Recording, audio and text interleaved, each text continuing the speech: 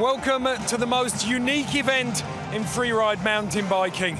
This is the climax of the 2017 FMB World Tour. And to make sure we finish on a high, we've got the biggest jump ever seen on the tour. This is Red Bull District Ride.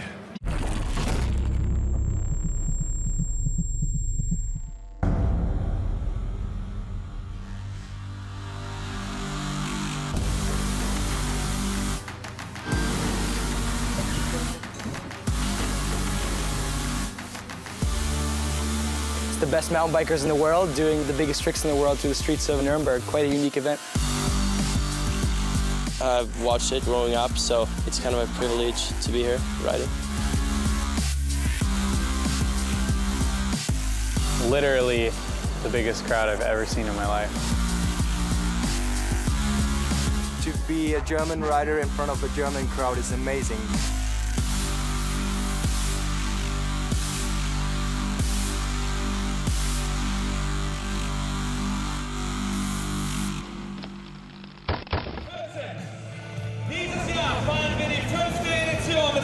Welcome to Nuremberg's medieval city centre, where things are lining up perfectly. The atmosphere is building here. We've got 10 of the world's best freeride mountain bikers and a crowd of 80,000. Plus, I've got the freeride mountain biking equivalent of Wikipedia stood next to me, Cam McCall. Oh my God, I don't know about you, Ed, thanks for the introduction, but this place is on fire. The energy is through the roof. I'm always excited to come back here to Nuremberg because I have some good memories here. But if you've been watching the entire season on the FMB World Tour Diamond Series so far, what you see behind us, that doesn't resemble anything you've seen all season. That's because this is the most unique event on the circuit, the only urban slopestyle contest in existence. And it's a prestigious event. It's only happened 4 times in the last 12 years. Today will be the 5th. So one rider will walk home with a very prestigious win today. Okay, we've talked a little bit about this course, but the work that goes into shutting down this city and building a course on this scale is phenomenal. Oh yeah, it's insane. That's why they don't hold this event every single year. It takes a crew of 300 people working around the clock to pull it off. And I know this place looks like a historical museum, but it's of course a bustling city. People working around the clock. So to close this city down in order to hold a freestyle mountain bike competition requires a lot of permissions, a massive crew. They get in, they build it, they get out quick. And as you can see, tons of scaffolding, huge launch ramps, and massive piles of dirt. The most unique course in the entire sport of mountain biking. Well, the permissions are so in-depth that they can't actually run 2 qualification runs back to back. Instead, they have to split those up. It's a massive undertaking, but we have had 2 qualification runs earlier on today, and then we had practice just before this event started. And we've got Tarek Razuli here, Sport Director for District Ride. Tarek, good to see you. Unfortunately, you come with bad tidings. Brett Reeder injured in the build-up to the main event. Yeah, right. He crashed in the 3rd district on the big hip. He skidded out on a 720, on an actually upper 720, and hurt his knee, and he's out. It's really bad, but it's a bummer that he's out. We've had a word through, Cam, that he's had a bit of a knee injury. That's why we see him limping off here. Really tough to see. I was pulling for this kid so hard, so it just takes the wind out of my sails to see him in that position. He spent so many months in the offseason recovering from a knee injury, so hopefully it's nothing too serious, but it's a shame to not see him in the event today. Tarek, are we going to bring anybody else from qualifications to fill that spot? No, we keep it at 9 riders because we have our set ranking, and also we never know with the weather. The weather could be coming in at 5 o'clock. We have to keep it tight. Makes sense. Well, that really blows the door wide open for everybody else. He looked untouchable in qualifications. Our first place qualifier. We'll take a quick look at his run now. It was absolutely breathtaking. Inch perfect from top to bottom, Cam. Yeah, he was the only one doing a variation on the flat drop backflip off the start feature, launching off of that castle with the flat drop backflip, 1-footed can-can, and then linking cork 720s in true Brett Reeder fashion all the way down, doing regular, doing it opposite, and having that signature Brett Reeder variety in his moves. one of the biggest moves in his run was the 180 on to half cab off of the on-off box. Nobody even close to considering that move. Brett Reeder dropping it first run of qualification, going straight into the lead and sitting in that first place spot through all the second qualification runs this morning. Tarek, it's still going to be a ridiculously high standard of riding, though. Of course it's going to be ridiculous. I mean, I don't know how many people, about 50, 60, 70,000 people. And I look forward to Rogatkin and Emilio Hansen and Gottsiek, all the guys, Nyquist, everyone's in there. It's going to be sick. Well, we've had Martin Soderstrom, the FMB legend, build this course. There is a high level of anticipation about what's going to get thrown down today, isn't there? Yeah, exactly. He did a really good job in designing this course, and he's actually going to be the forerunner for the contest. And that really flows well, big tricks, and especially here at the last Super Booter. Thank you so much, Tarek. Now, we're going to go on now quickly to Nikolai Rogatkin. Brett Reeder was going toe-to-toe with Rogatkin all season, and you've got to say, he is now the favorite. I mean, these guys have both been pushing each other so hard, trading wins all season. Nikolai Rogatkin, Brett Reeder. But with Brett Reeder out of the competition, it really blows the door open for a guy like Nikolai Rogatkin, a guy who kind of takes no care for his own safety. That's a look at a 1080 from earlier today in practice. Actually, that was the qualifying run number 2. But last night, he blew minds doing a trick that nobody else has ever done on a mountain bike on this jump right here. We're wondering if we'll see it. With Brett Reeder out, he may play his cards a little bit smarter, but he has it in his back pocket if he needs it. Well, there's also one other rider that we have to mention. He's the young Swede, and he snuck up on Brett Reeder and Rogatkin while those two were battling it out through the rest of the season. Emilio Hansen, the 18-year-old Swede, made consistency pay, didn't he? Yeah, you would never know that this is his first entire season on the FMB World Tour Diamond Series because he rode it like a veteran. This kid only became an adult halfway through the season. He's 18 years old, yet he has 2 seconds, a third, and a fifth to his name. Basically, the only thing he hasn't accomplished at this point in his inaugural full season is a win on the Diamond Series. He's looking poised to do that today. That would be the dream end to his season. For me, though, there's one other guy that we've got to talk about as being one of the more mature generation. You cannot ignore the story of Ryan Nyquist. 38 years old, second full season on tour, and he's finally made that successful transfer from BMX to FMB. Yeah, watching Ryan Nyquist ride these slopestyle mountain bike competitions gives you a warm and fuzzy feeling. A lot of riders have tried to transition from BMX into slopestyle, but it never seems to work out. This guy isn't done with BMX, yet he's one of the biggest names in slopestyle right now, not because he's a big name in BMX, but because he's earned it. Third place at Red Bull Joyride just a couple weeks ago. He's here to stay. There is no substitute for hard work, kids. Now, as is always customary at these events, I'm going to put Cam on the spot. I'm going to ask you to put your reputation on the line. Who do you think is going to win it? There is a lot of talent here. Oh, give me a time machine so I can know for sure. But I would have said Brett Reeder because he was looking untouchable. But now, leaving that door open, I'm going to go with Emilio Hansen, just because if you look at his trajectory in the sport, he's poised for a win. He was second in qualification, so it doesn't take a mathematician to know that the next step is number 1. But Nikolai Rogatkin, if he chooses to do that ridiculous 1440 down here, Emil might have to step out of his comfort zone a little. There is so much to look forward to, and we'll find out if Cam's right very, very shortly. Join us after the break when we get this contest underway.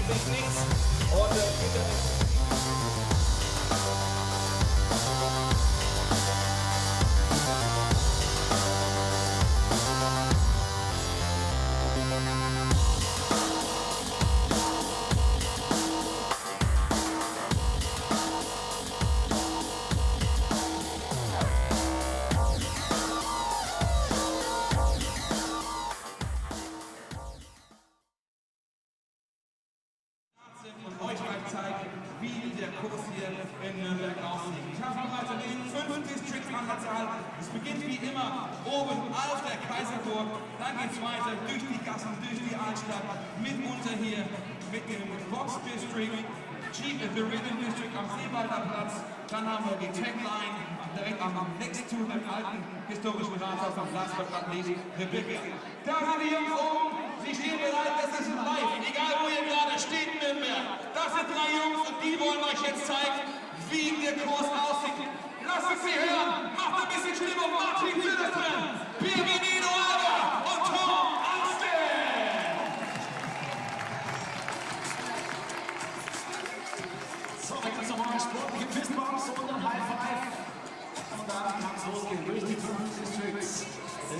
Tourstops der FMB One Diamond Series. Here we go. Es ist der Castle Drop District. Zuerst geht's mal nach unten, 4 Meter Drop. Von der Burgmauer hinunter, dann durch den Holzanlieger in den ersten Hip-Jump, den wir hier sehen. 90 Grad müssen hier zurückgelegt werden in der Luft, dann durch den Anlieger in Richtung District 2.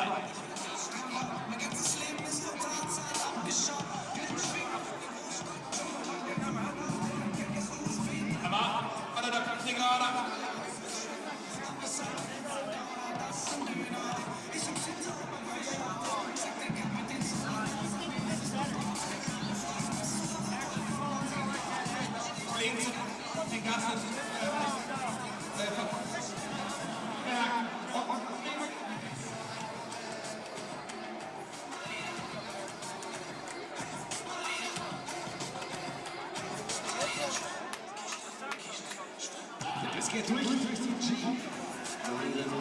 Section G Districts. Und jetzt ist die ganze vierte District mit dem Tech District. Für den der Kursdesigner hier mächtig zurückgelegt hat und ein spektakuläres Setup designt hat. Das hier die ganzen Zimmerbrüder. Von Zeppelin Rental wurde es möglich gemacht. Da geht es über die Spine nach dem ersten Drop. Und hier geht es um die technischen Manöver. Mächtig Punkte zusammen uns, die Judges zur Beeindruckung. Backflip nach oben, beide parallel hinunter über den letzten Drop. Und jetzt geht es auch hinein in den Fahrstuhl. Welcome back to Nuremberg. This city perched on the Pegnitz River that has this stunning town centre. 80,000 people have gathered across the course, almost 30,000 of them here in the central Jucha Square in front of that, quite frankly, ridiculous jump cam. Look at that crowd. I mean, the only thing more ridiculous than that jump is the people standing there to watch the action on that jump. That is sure to be a good show. Every rider finishing their run right there in that town center. Okay, let's take a closer look at this course.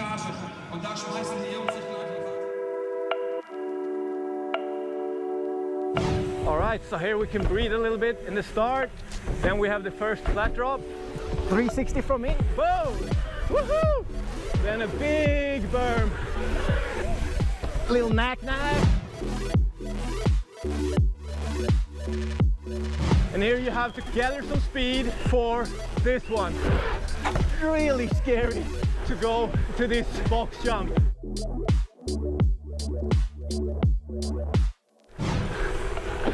Yeah, Nicole! Woohoo!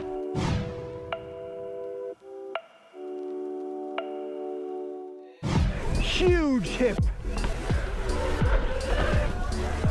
Oh my God! 2 bar spin.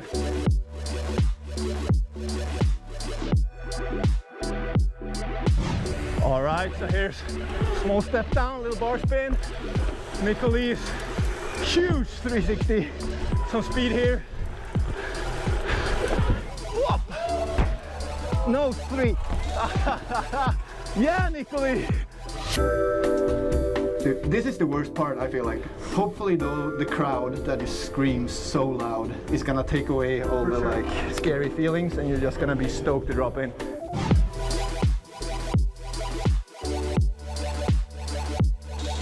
Oh my God, this is so fast. And you're like, Oh my God. And I think Nikolai Rogatkin just did a casual in front of me. Oh my God, you're an animal. All right. Woohoo! That is a VIP tour of this course. Martin Soderstrom and Nikolai Rogatkin. You've taken a look at the course. We're going to take a look at the riders, exactly the start list in a little while. But first, we're going to take a look at the most important element. It's the judging. As impressive as the Red Bull District Ride action is, there'd be no competition without 7 very important men, the judges. I think the hardest thing about judging this event is it is so unique to itself. Each of the first 4 districts will count for 15% of a rider's points total. The overall impression and the Big Air District, aka District 5, will account for 20% each. judging setup here is actually pretty interesting. We have 6 judges and myself, which is the head judge. And the judges are separated into the districts. And pretty much one panel is looking at District 1 to 3, and the second panel is looking at 2 and 4. And then all of us are watching the 5th district, which is the last feature. And the 2 judges, the final 2 judges, are watching the whole entire course. In the end, the rider with the highest single run score will be crowned 2017 Red Bull District Ride Champion.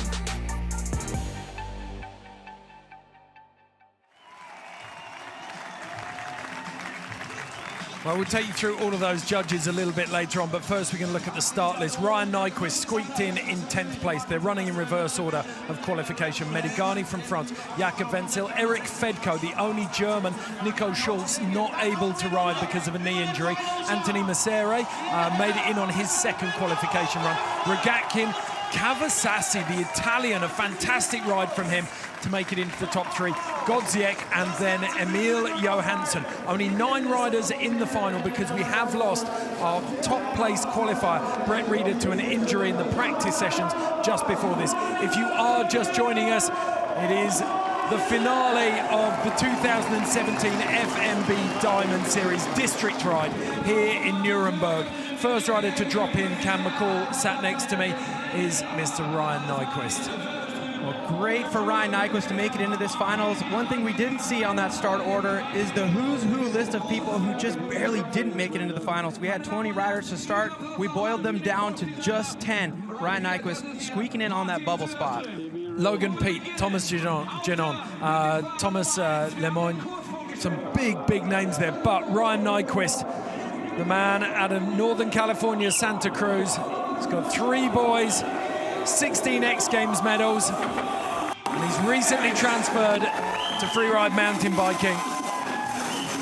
Making it to the Diamond Series last year, and then this season, oh no! Going for the opposite 270 bar spin, crashing. He had that trick on lockdown in this morning's second run of qualification. All the pressure was on this guy this morning because he wasn't sitting in a transfer spot when he woke up this morning, so he had to put it down. And right now, not able to back it up when it counts the most in the finals, so that's his opposite direction, meaning that's very unnatural for him to spin that way. Like in Zoolander, not everybody's an Amby Turner, but Ryan Nyquist is just having a bit of a blunder there. Something that's different about Red Bull District Ride as opposed to other competitions is a crash doesn't completely wash your chances at getting a good result. Each district is judged separately, so there's a lot of incentive to push forward and continue on trying to salvage some kind of a score. We've also got 2 runs, so wow! That's the biggest air we've seen on that Jeep the Rhythm District quarter.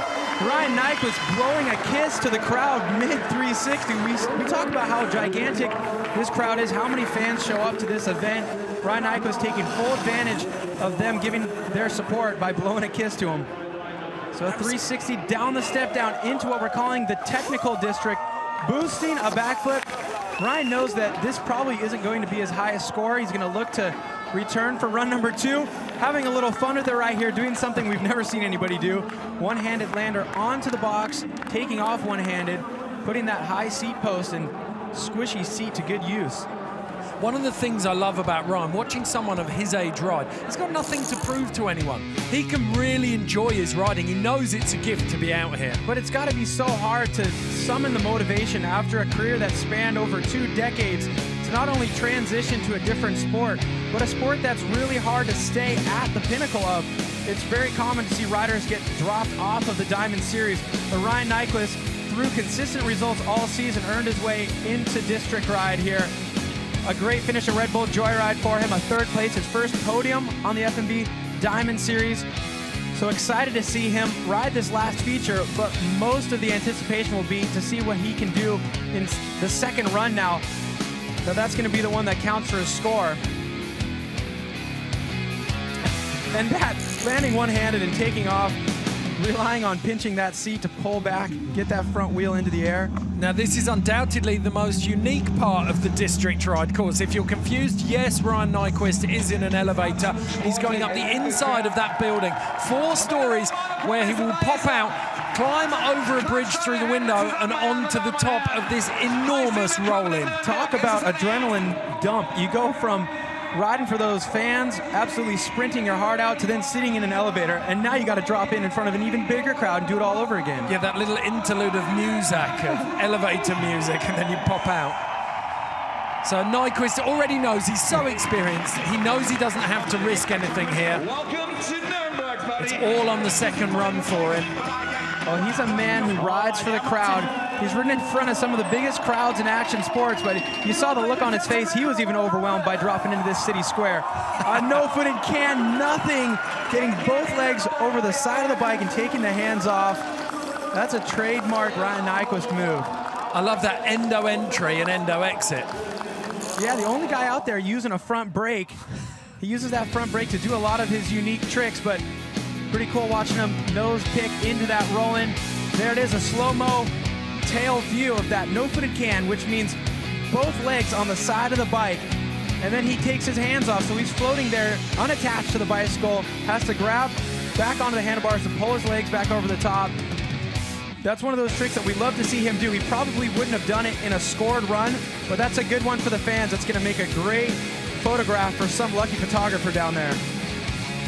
Okay, the score's going to pop up in a second, and the graphic that shows them is really, really useful because we've got a red score, which is the 60% of the score. Yes, you're in first, Ryan. The crowd look a little bit confused, don't they? Look at him taking this run with a grain of salt, not getting his hopes down. You know he'll be up at the top with a smile on his face for run number 2 and put it all on the line. Wow, that is going to be a fantastic view from the top of the castle up there on the hill. Medigani, 28-year-old out of Lyon, France, put together a really nice classic run in qualification. Another rider who kind of blew it in their first run of qualification yesterday and had to stomp a run with the pressure on this morning. He did it, qualified in that 9th position. Let's see if he can do it in the finals. The flat drop backflip, no problem with the rotation there, landing on the rear tire. There we go, good amplitude on that 450 bar spin. A similar trick to what we saw Ryan Nyquist crash last run, except Medigani spinning to the left, so he has to actually rotate more than a 360, about a 450 bar spin on that one. He needed the brakes to get around the corner as well, didn't he?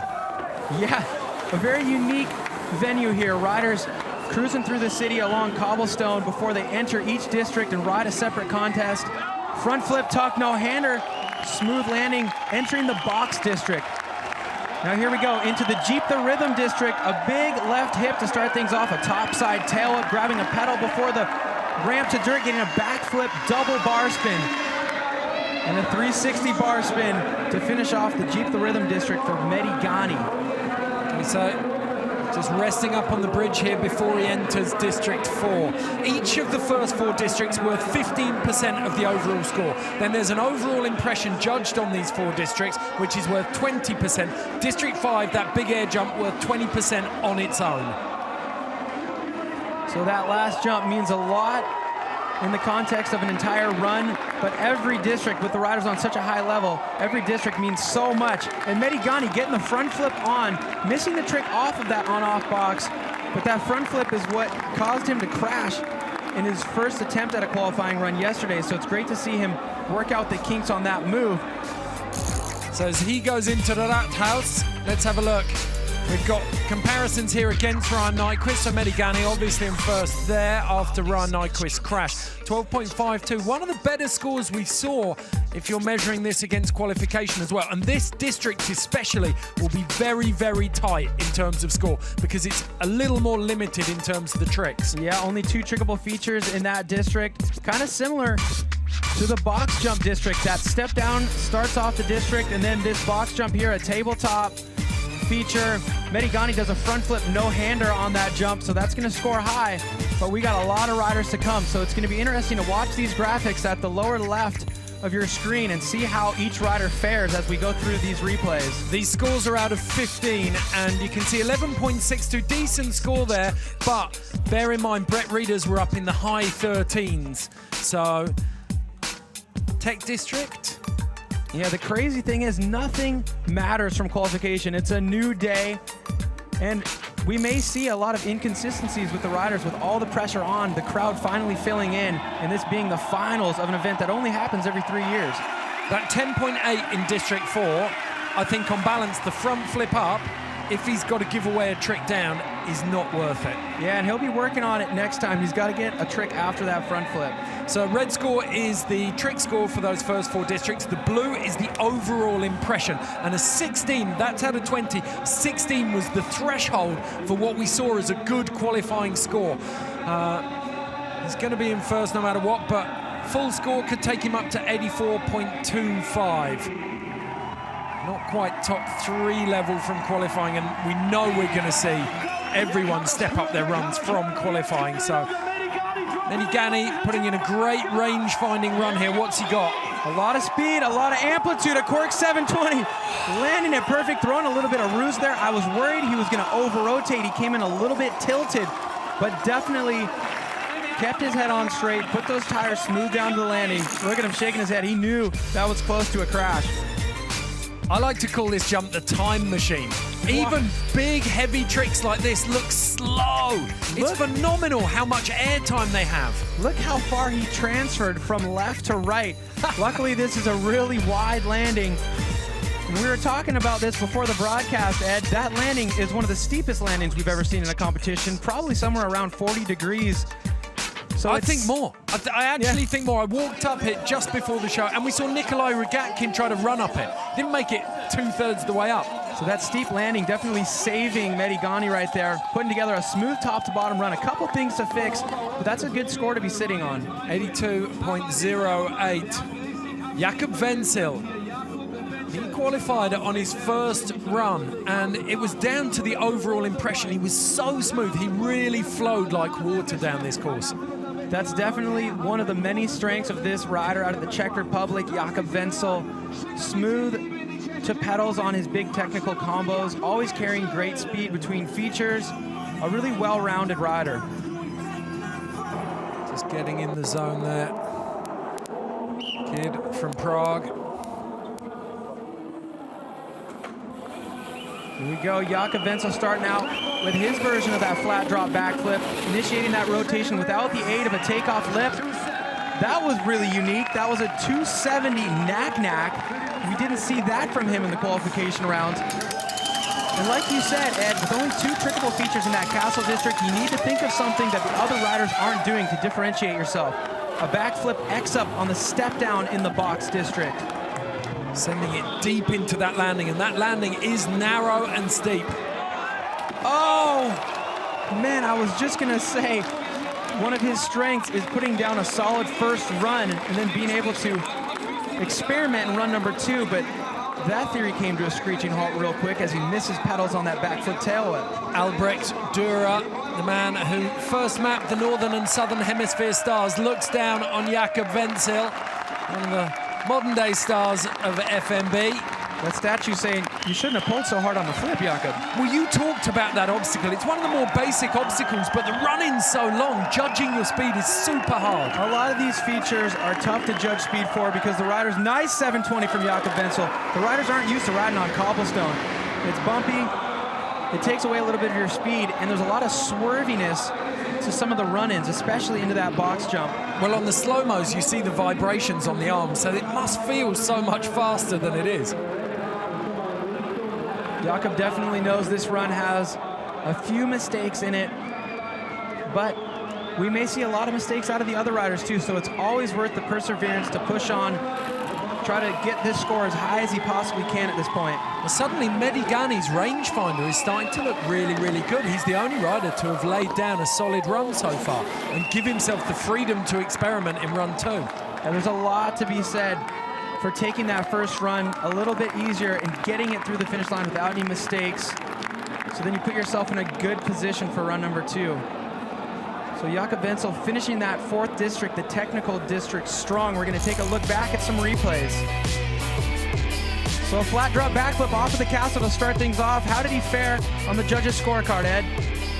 12.15, so just behind Medigani there. I love that 270 knack-knack. Jakob always thinking outside the box. Here we go, box district, the GoPro and the step up. 9.15, obviously this fall, hurting that score. Well, he's still got a decent score considering this get off. And you know, he didn't actually crash. That probably didn't feel too good on what he holds between his legs. But I love the fact that he got back up there and finished off this run.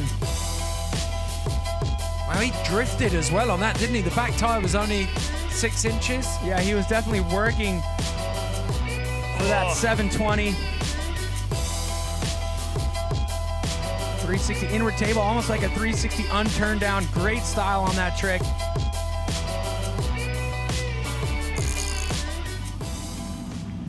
So there he is, the invisible man in the lift. Jakob has left the building. So he doesn't look too phased by it. 44.5 the trick score, 11 on the overall impression. So nothing too big there. He's got the nerves out of his system. Look at that view. So he's got a pretty unique combo he's been doing here. It's the backflip toboggan. He usually does it to no-hander. Not able to get the no-hander on this time around, so he'll be saving that for the next run. We talked about it a lot during qualification, but riders like Jakob who are bringing different tricks to the table at the moment rather than following the herd, if you like, or going down that classic trick route, trying to find something different. Yeah, it's important to differentiate yourself. These days, all the riders are on such a high level with their trick difficulties. So Jakob, right here, he's doing this backflip toboggan. A toboggan is when you turn your handlebars while putting one hand on the seat. And he usually puts his hand back on the handlebar before putting the handlebars in the lap and doing a no-hander. So that technical combo will have to wait for run number 2.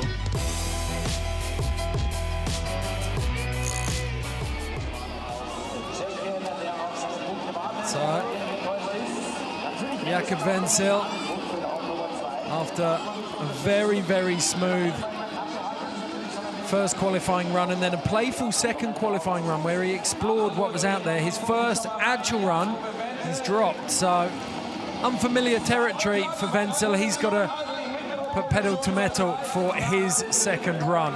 Well, if you're one of the riders sitting up there in the start gate, this is a great opportunity to pounce. We're seeing a lot of riders have mistakes in their runs. And the rider who's always got swagger, he's got this Elvis Presley-like swagger, just the way he looks at the camera. And this kid definitely doesn't seem to be affected by the pressures of this event. The crowd is going to be roaring for him as he's the only German rider in the final. So Eric Fedko drops in. 360 X up off of the castle into the 450 double bar spin. Playing it safe, we know he has the 360 triple bar spin on that feature, but with so many riders crashing, it's important to not risk too much. Make it top to bottom without any blunders. Good extension on the backflip tuck no-hander on that GoPro step down. I love his style. It's almost mechanical, and the energy that he's got in here. We've seen him bouncing around on his bike coming down this course, almost as if he hasn't got enough to take out all of the energy in between the features. Oh, yeah, he represents that youthful exuberance that we've seen so many times with breakout riders on the FMB World Tour. Just attitude to the crowd, mid 450. Could this be Fedko's moment? He looks like he's feeding off the crowd here, and he's riding better than we saw him riding qualifying. There's a real flow to it now. Oh yeah, this crowd is either gonna break you or it's gonna absolutely allow you to shine, depending on what you have between your ears and how you deal with pressure. Fedko obviously being fueled by the energy of this massive crowd. 360 tail up on the step down, backflip bar spin to the moon on the spine into the on-off box. Get an opposite 360 up, a regular 360 down. One more district for this guy. He's looking untouchable right now. Okay, as he goes into the Rathaus to take the elevator up to the 4th floor, we're going to take a look back and see how his scores compare on each individual district. Castle Drop District, number 1, 12.67. Really nice and clean through there, so he's taken out Medigani's score of 12.52. That 450 double bar spin definitely Didn't hurt that score, 12.67 for Castle District number 1. Respectable score, but he just carried the momentum all the way down the course, Ed. Box District sitting behind Medigani there. So there's that 450 where he's so comfortable in the air, he's not even looking at where he's going. He's staring at the crowd. He links it right into that backflip tail, straight to pedals. And that's 12.82, first place by a long way. So into the technical district, a 360 tail up on the step down. There we go, playing to the camera. District ride, baby. Eric Fedko, 12.6 points in the tech district, so leading throughout all of those. He was only second place in District 2, so solid District 5 here. Overall impression's going to be, 15.1. Interesting. The benchmark, as I've said before, what we're looking for big scores is 16. That's kind of the threshold on overall impression. So it's going to take a decent score here to really bump him up. Well, now a young rider, we're hoping he's not going to try too hard here on this last jump. Feeling the jitters, such an adrenaline-packed first 4 districts. One last huge jump to go for Eric Fedko. Backflip, triple bar spin. Wow, the difference between a double bar spin backflip and squeezing out that third bar spin, that's going to take this last jump score up a couple notches. So Nico Schulz, the only German rider on the entire world tour. So proud of his boy there. Well, at this rate, he's going to be getting some German company on the world tour. If Eric Fedko is able to finish with a high enough ranking and get some points, hopefully we'll see him on the full Diamond Series next season. Yeah, the kid from Frondenberg, Germany, making his presence felt here in Nuremberg on the first run. So we've seen a lot of backflip double bar spins on that jump, so a backflip double bar spin would kind of be looked at as standard and get a standard score. But right here he knows to take the trick to the next level, he's got to roll the dice, throw one more bar spin before setting those tires back down to the dirt. He did it with precision. He had plenty of time to eye up that landing. Looking forward to seeing this score. Well, he's definitely enjoying the energy. 17.76. That does move him up into first place. 83.834. So Eric Fedko leading after 4 of 9 riders. Look at the people. I mean, we've got big events all season, Red Bull Joyride, Red Bull Rampage, but nothing compares to this crowd right here. It is phenomenal, isn't it? So, Tobias Wick, German BMX legend, Paul Rack, Grant Fielding, Alex Dropsy. Aaron Chase here in the brown cap actually won the first edition of District Ride in 2005. He designed the course in 2011 and 14, and now he's one of the judges. He's done it all. Yeah, he has so much history at this event, and it's cool to walk around this city with him because people remember him from that victory in 2005. He made such a splash in this city and drenched all the riders on the podium with that champagne. It's cool to see him still involved. Got Grant Fielder, Benny Courthouse right up at the back there, another legend of German FMB and BMX. Hank as well, Hank Cleworth. Now, I love watching this kid ride. Anthony Messeri, 21, out of Surrey, Canada. He's one of the smallest riders out here, but he is an absolute fireball of energy.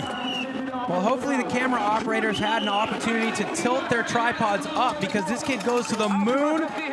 450 bar spin. Anthony Missouri burst onto the scene at the young age of 15 at Red Bull Joyride.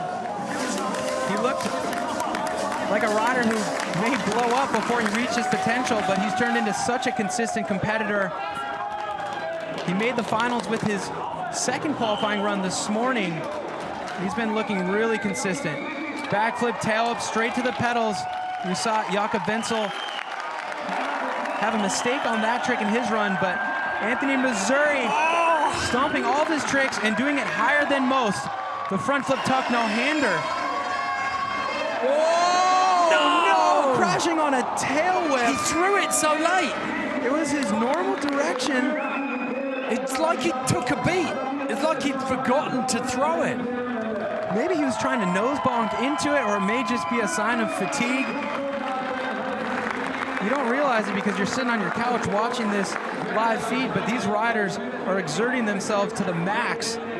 The features aren't all condensed together like on a typical slopestyle course. They have to cover a lot of ground. They have to sprint into the features. And to go as high as Anthony does, you know he sprinted that entire city block to launch that first left-hand hip into the Jeep the Rhythm district. Well, the best evidence of just how draining this course is was in 2014 when Brett Reeder got in the lift to go up to the 4th floor and press all of the buttons. So he stopped on each floor just so he could get a rest. That's an expert strategist right there.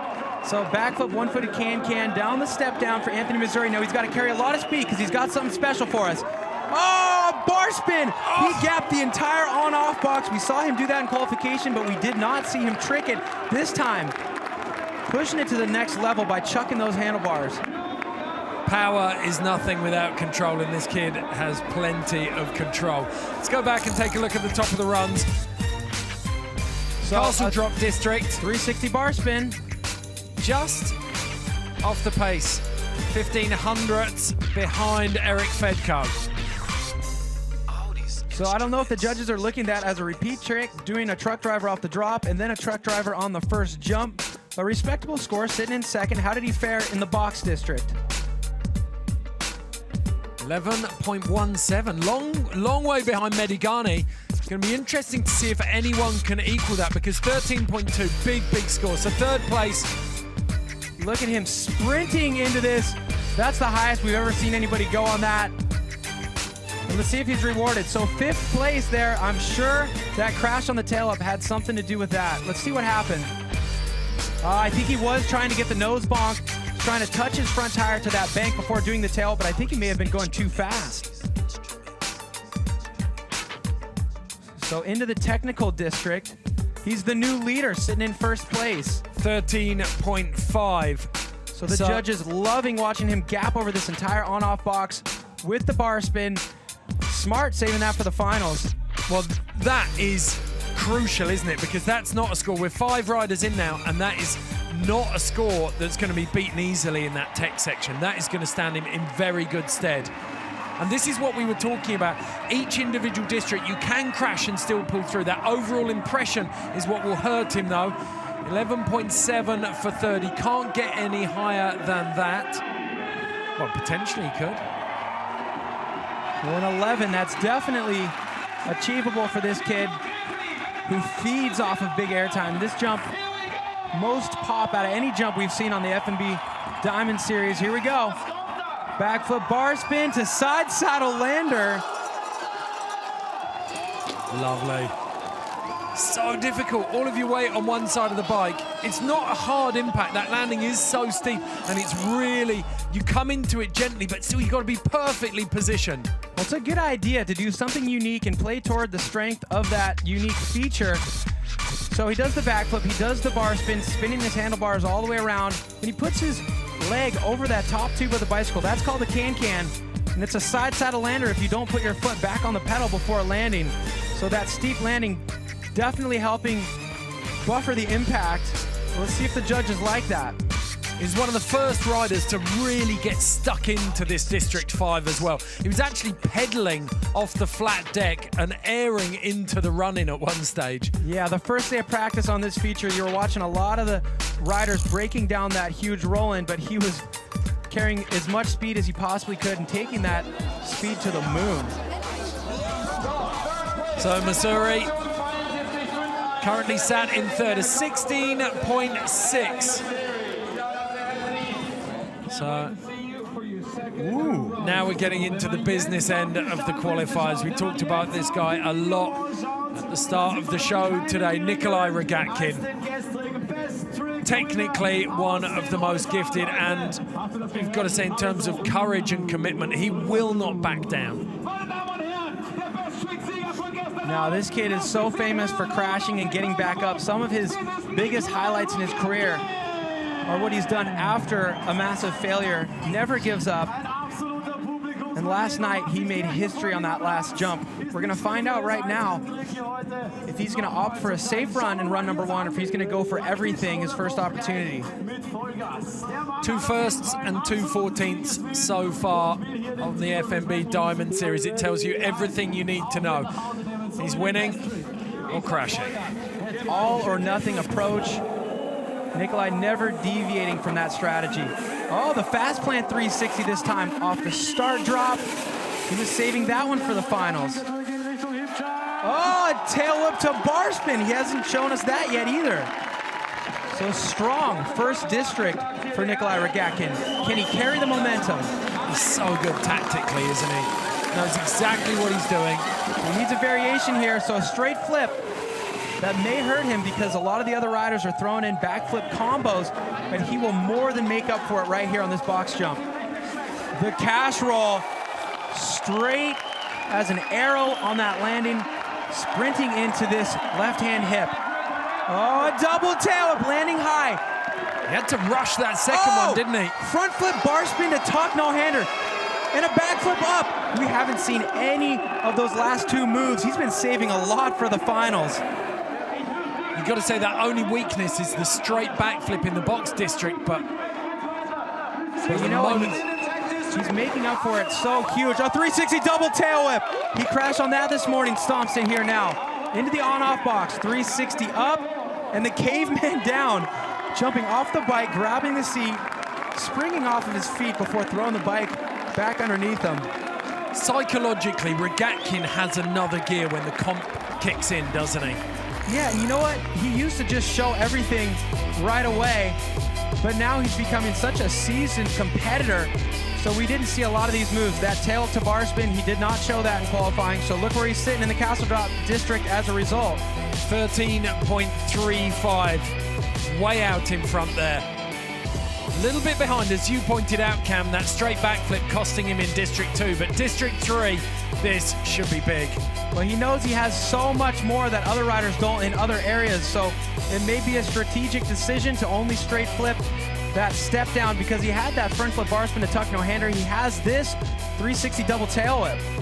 But Anthony Masseri's score standing firm there. District 4 in the Tech District, Rogatkin having to settle for 3rd place behind Fedko and Masseri. Yeah, going to be tough to beat Masseri, gapping over that box with a bar spin.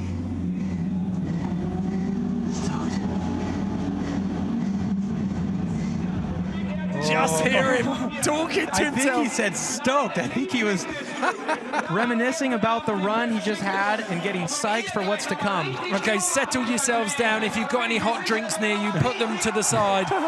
We might be about to witness history.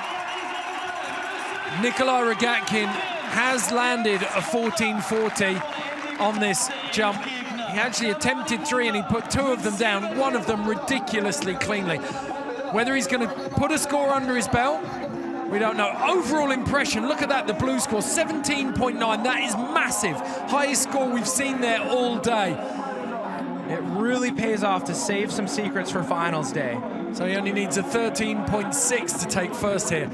The smart rider would go for his twister here, the 1080, but has Rogatkin ever compromised a run to go for a solid result? He has not, but a 1080 is a trick that nobody else in the field has. The 1440 is above and beyond. What's he gonna do?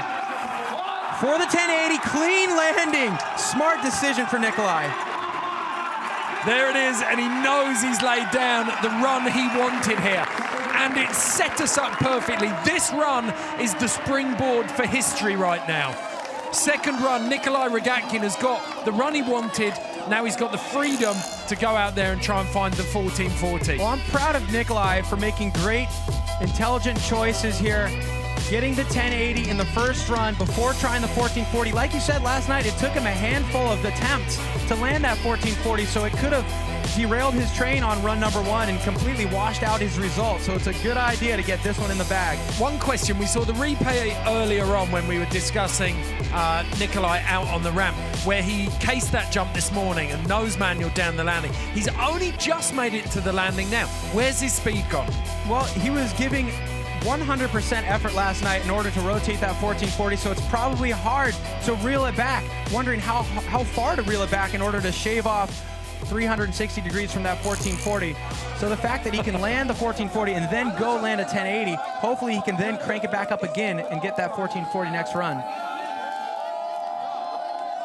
So there's a cash roll sign just there. That kid, I'm not joking, he's been here all weekend and he's been desperate to show that sign to someone who's actually done that trick. This was his first opportunity in the final. Now we come to one of the most remarkable riders here at District Ride, the 23-year-old Diego Cavazzassi. The Italian rode fantastically in qualification to make it into the finals, but he does not have a bike sponsor. He's essentially a privateer. It's mind-blowing to see how good this kid is on a bike and how fantastic he performs under pressure. To think that he's the only guy out there without a bike sponsor. If you're a bike company out there and you're looking to get a top-level Diamond Series FMB athlete, Diego Cavazzassi is your guy. Starting out strong here, really looping out on that flat drop backflip off of the castle. Look at the focus. You could see the whites of his eyes as he came down. Yeah, he's shown an enhanced focus this season. He was strong last year, but he's improved so much in the last handful of events. A front flip bar spin. He struggled with it in run number 1 of qualification, smoothed it out in run number 2, and flawless here in the finals. Tuck no-hander, landing high on the hip. He goes for the cash roll, lands it smooth, making that kid down here with the cardboard sign proud. So Cavazzassi, thumbs up for the first 3 districts. He's got the Tech district still to come before he gets a proper breather, but you can see just how much it's taken out of him up to this point. And this is the most intense section. They've got a bit of breathing space between obstacles. Right now, though, they've got 4 obstacles within less than 80 meters. So hard on the psyche to go hard, stop, then drop in, go hard again. But look at that, he had energy left over in the tank for that double tail up on the spine, a feature with only about a half-meter gap between lip and landing, and somehow squeezing out the bar spin to X up on that tiny little drop. Strong performance in the first 4 districts for the Italian Diego Cavazzassi. You know you've smashed it when even the marshals are holding out the high fives. That marshal's been out here since 05. It's always great to see him, but did you see how close he started manualing 2 bike lengths from the end of that castle drop? Could you call that a manual to backflip? Hey, you just did. I liked it. With so many riders doing a flat drop backflip there, Diego putting a little bit different flair on it. Only second to Rogatkin in the first district, but he leads out of the second district. He takes down Medigani's score of 13.2, 13.65. What's Jeep the Rhythm district got for him? He's 0.9 off the pace in third there. Good variety in all of his tricks here, too. Not repeating anything. Second behind Masseri in the Tech district. It's going to be tough to beat Anthony in that Tech district. The fact that he crashed trying to gap over it in his first attempt in quali run number 1, now he's bar spun over it. So riders are going to have to dig deep to win that Tech district. So Cavazzassi rehydrating before he presents himself to the masses down here in District 5. How calm it is right there, sipping on a nice little bottle of water, and then look at what he's about to encounter once he walks out that window. He's stepping out into the Colosseum of FMB. There's the Schonenbrunnen, the beautiful fountain, dates back to 1385. And usually it's the star of Nuremberg's central Hofplatz, but today it is undoubtedly District Ride, and this moment it's Diego Cavazzassi. 51.6 combined with that overall score of 16.1. He can only make second place at the moment, needs 15.6 from District 5. top 5 would mean a lot for him. It would show a lot of consistency. He had a top 5 in Red Bull Joyride just a couple weeks ago. A front flip tuck no-hander, huge amplitude, and landing smoothly. He's excited about that run. It's almost a little bit of a table as he comes around the last part of that rotation so that he can look over his shoulder. Yeah, looking forward to this replay. He does. He initiates the front flip, lunging his head forward, throws those hands off early, holds onto them late, and there it is, that moment you're talking about where he peeks over his shoulder trying to get a look at that landing. One of the hardest parts about front flips is the fact that they're so blind upon landing, but he's figured out a way to get consistent with them by peeking over his shoulder, knowing if he needs to speed up or slow down the rotation. I love this. Well, Diego has done his job today. I don't know about you, Ed. I think it's time for a bike sponsor. Undoubtedly. What was it, 5th at Joyride? 5th at Joyride, solidifying his status as one of the best in the world. Well, right now, with only 2 riders left to drop, Diego Cavasassi is looking like he'll be at least top 3. See the scores come in. 17.6, good enough for second place. Overall, 84.86. That's great to see. So only 2 riders left to drop. Simon Godziak, fantastic first run in qualifying, didn't even use his second run. Polish rider, been releasing edits of incredible extensions recently. Go and look it up, Extension Man, if you want to see what he's capable of. Yeah, Simon Godziak is definitely the rider out there who is not following the herd. He has so many tricks in his bag, but when it comes to game day, he chooses the less likely tricks, the tricks that rely on extension, the harder ones to pull out under pressure of competition. So you never know what he's going to throw when he drops into a course. Let's see, into the box district, a backflip tuck no-hander. Let's see if he rolls the dice here on this tabletop box. Oh, 360 downside tail whip. Having to do his tail whip opposite in order to get the downside version of that trick. Oh, a huge extension on the Indian Air seat grab right into the cork 720, landing nose down first. Perfect execution, nailing that tail whip. Just taking a lap to get a breath. Struggled with consistency earlier on in his career, but that bugbear has gone now. It seems like he's really consistent, certainly on the evidence of what we've seen here this weekend. Yeah, his results this season have shown 2 things. He's become consistent in that he's going to carve his own path to the top. 3rd, 4th, and 7th at Leger, Innsbruck, and Whistler. Truck driver down, backflip, one-footed can-can. He needs to land high if he's going to try to clear this box. Can he make it? He pushes, he bar spins over the box too. Ooh. Coming up a little short, on the verge of disaster, but stomping it when it counts. Absorbed it. It'll be interesting to see how the judges play that one out. It's not as tidy as Masseri, but... Well, we're going to find out here shortly. Let's see how he did in the Castle District, getting the 450 double bar spin. Second, just behind Rogatkin, 12.9. Riding right on the edge. Although you can see the edge of the landing, there's steps bolted in there. So Box District, second place, this time behind Diego Cavasassi. And I love the extension on this Indian Air. Did the judges love it as much as I did? Yes. Second place, 13.5, just behind Rogatkin again. So he needs a first here if he's going to move into the top spot. Well, he did what first place did. Well, he's got second. At least he's bettered Rogatkin on 2 of them. He's behind Cavasassi and Masseri on 2 of the others. So there's still a shot there. If the overall impression is high, then he's got that lovely multiplier that's going to kick him into potentially taking out the top spot. Did you see that method of opening up a can? No. He even opens up a can differently. He did it with his front 2 teeth. This guy doesn't do anything the standard method. Okay, unwinding the headset. Simon Godziak, 17.1 on the overall impression. He's got a shot at first with 18.6. This boy can backflip. He backflipped over the peloton at the Tour of Poland not just on an FMB bike, but on a road bike, a full-spec road bike in Lycra. Yeah, but how? Yeah, exactly. That's what I was going to say. The fact that he was in spandex. No pads, just spandex. Giving a nod to when Dave Watson jumped the Tour de France peloton back in the early 2000s. All right, Simon Godziak into the Big Air District. Huge extension on that backflip Superman sea crab.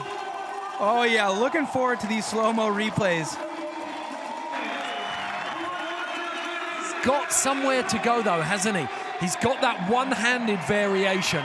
The thing about that one-handed variation is you need a modification to your bike to be able to do it. I don't know if that's allowed, but look at the extension. Hopefully we get a side view of this because, oh man, do you see the fact that his legs were pointing down instead of straight horizontal?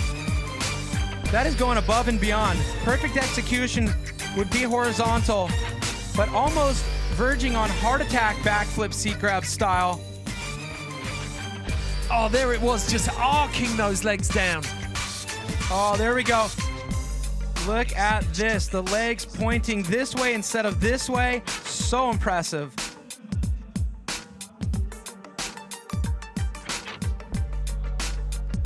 And look at the landing. Front tire touches down a millisecond before the back tire. That shows precision. Look how stoked he is with the run as well. Big, big smiles from Simon Godziak. 52.58, 16.8, matched with an 18.4.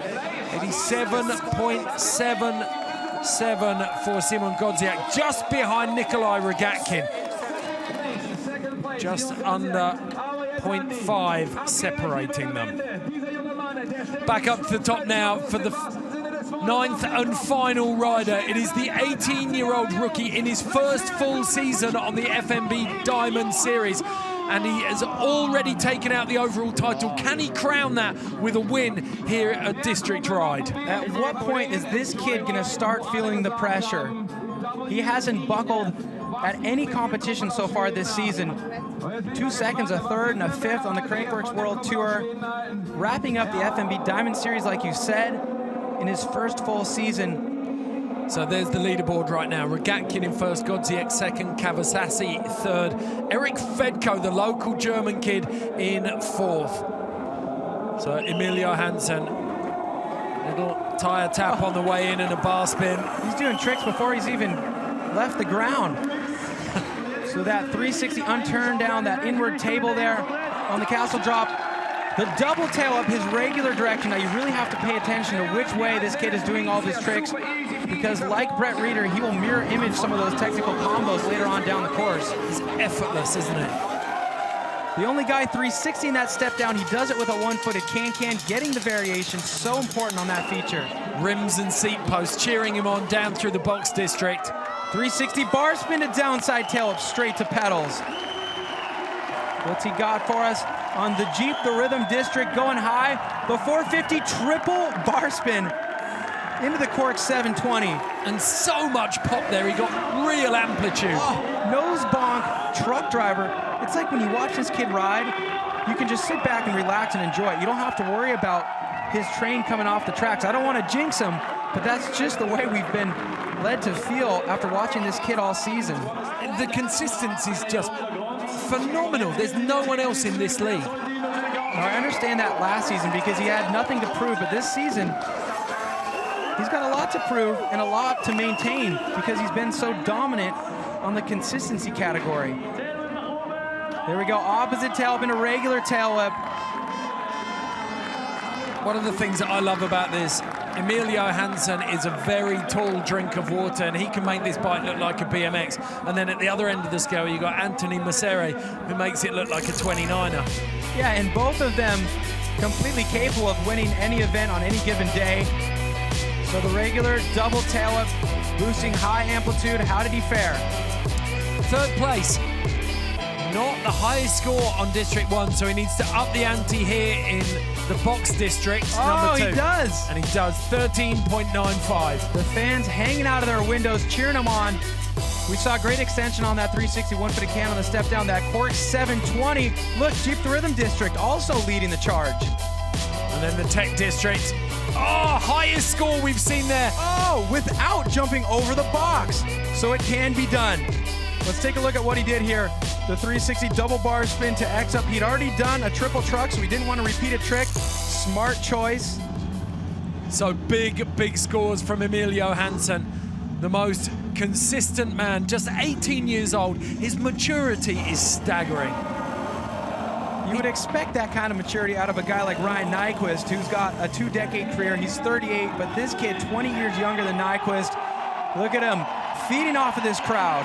Somewhere this kid has got a pressure sponge hidden, hasn't he, that's just soaking it all up, because it seems to be washing off him. Yeah, you know what, maybe he goes back to the hotel and wrings it out every night.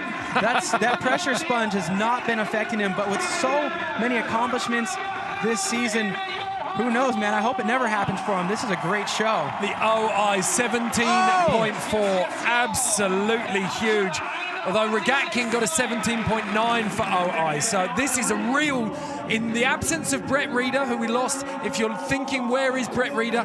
Injured himself just before we started, but Emilio Hansen stepping into his shoes and really pushing Rogatkin. The door's wide open for Emilio Hansen, and he takes advantage of the opportunity. Backflip, double tail whip, straight to pedals. Typical Emilio Hansen fashion. It's insane how he rides that bike as if he's living life in slow motion. We're gonna get the opportunity to watch that trick in slow motion, but I swear he sees in slow motion in the middle of his run. He makes this backflip double tail up look as easy as most riders make a backflip single tail up look. He catches his pedals so early. I saw him in practice considering another move after he caught the bike. Look how much time he has adjusting that right front foot onto the pedal. Well, strong run, extending the arms, maybe hinting at what he's saving for run number 2. He certainly has wiggle room now. Well, the joy of this is after the first runs. That was last rider for the first runs here at District Ride in Nuremberg. But 5 riders have landed their runs clean. Only 3 riders, Messeri, Wenzel and Nyquist, have got yet to lay down a run, but those other 5 can go out and really start exploring the limits of their capability now. Well, we're just getting going here, Ed. And it's looking very, very good. 17.8, the overall impression bumped up by that last trick. 18.23 though. Emilio Hansen moves into first place, just under 2 points ahead of Nikolai Rogatkin. So close at the top there now. Well, it's up to the other riders now to see if Emilio Hansen can get his first Diamond Series win. So Nyquist, Wenzel, Messeri all looking to land big runs. Medigani, Eric Fedko, Kawasaki, Godziet, Rogatkin all in the hunt now to push themselves, get their absolute best runs down in the hunt to chase Emilio Hansen down for that top spot. But we talked about it earlier on, Emilio Hansen in the form of his life, and it almost feels like destiny after the 5th, the 3rd, 2 seconds that he's pushing to this level. Yeah, I don't know who's writing the script for this kid, but it is a great story, and a big win here today would mean a lot. Okay, Jackie Montgomery is with Emil down in the finish area now. Thanks, guys. First off, congratulations on already locking up the Diamond Series Championship. But there, just moments ago, Nikolai Rogatkin came up to congratulate you, speak with you. What did he have to say? He told me that I secured a Diamond Series, and I kind of can't believe it. It's always been a dream of mine, and to come down, do a good run, and then to hear that is, I'm speechless. Now that you're sitting in this top spot, how do you approach run 2? Less nervous, I would say. I would still be nervous, but it definitely feels good to know that I have been able to at least do 1 run today, and then if it's needed, I could step up a few things if I really need to. But yeah, we will see. I'm pumped. Thanks for the time. Good luck in round 2. No problem.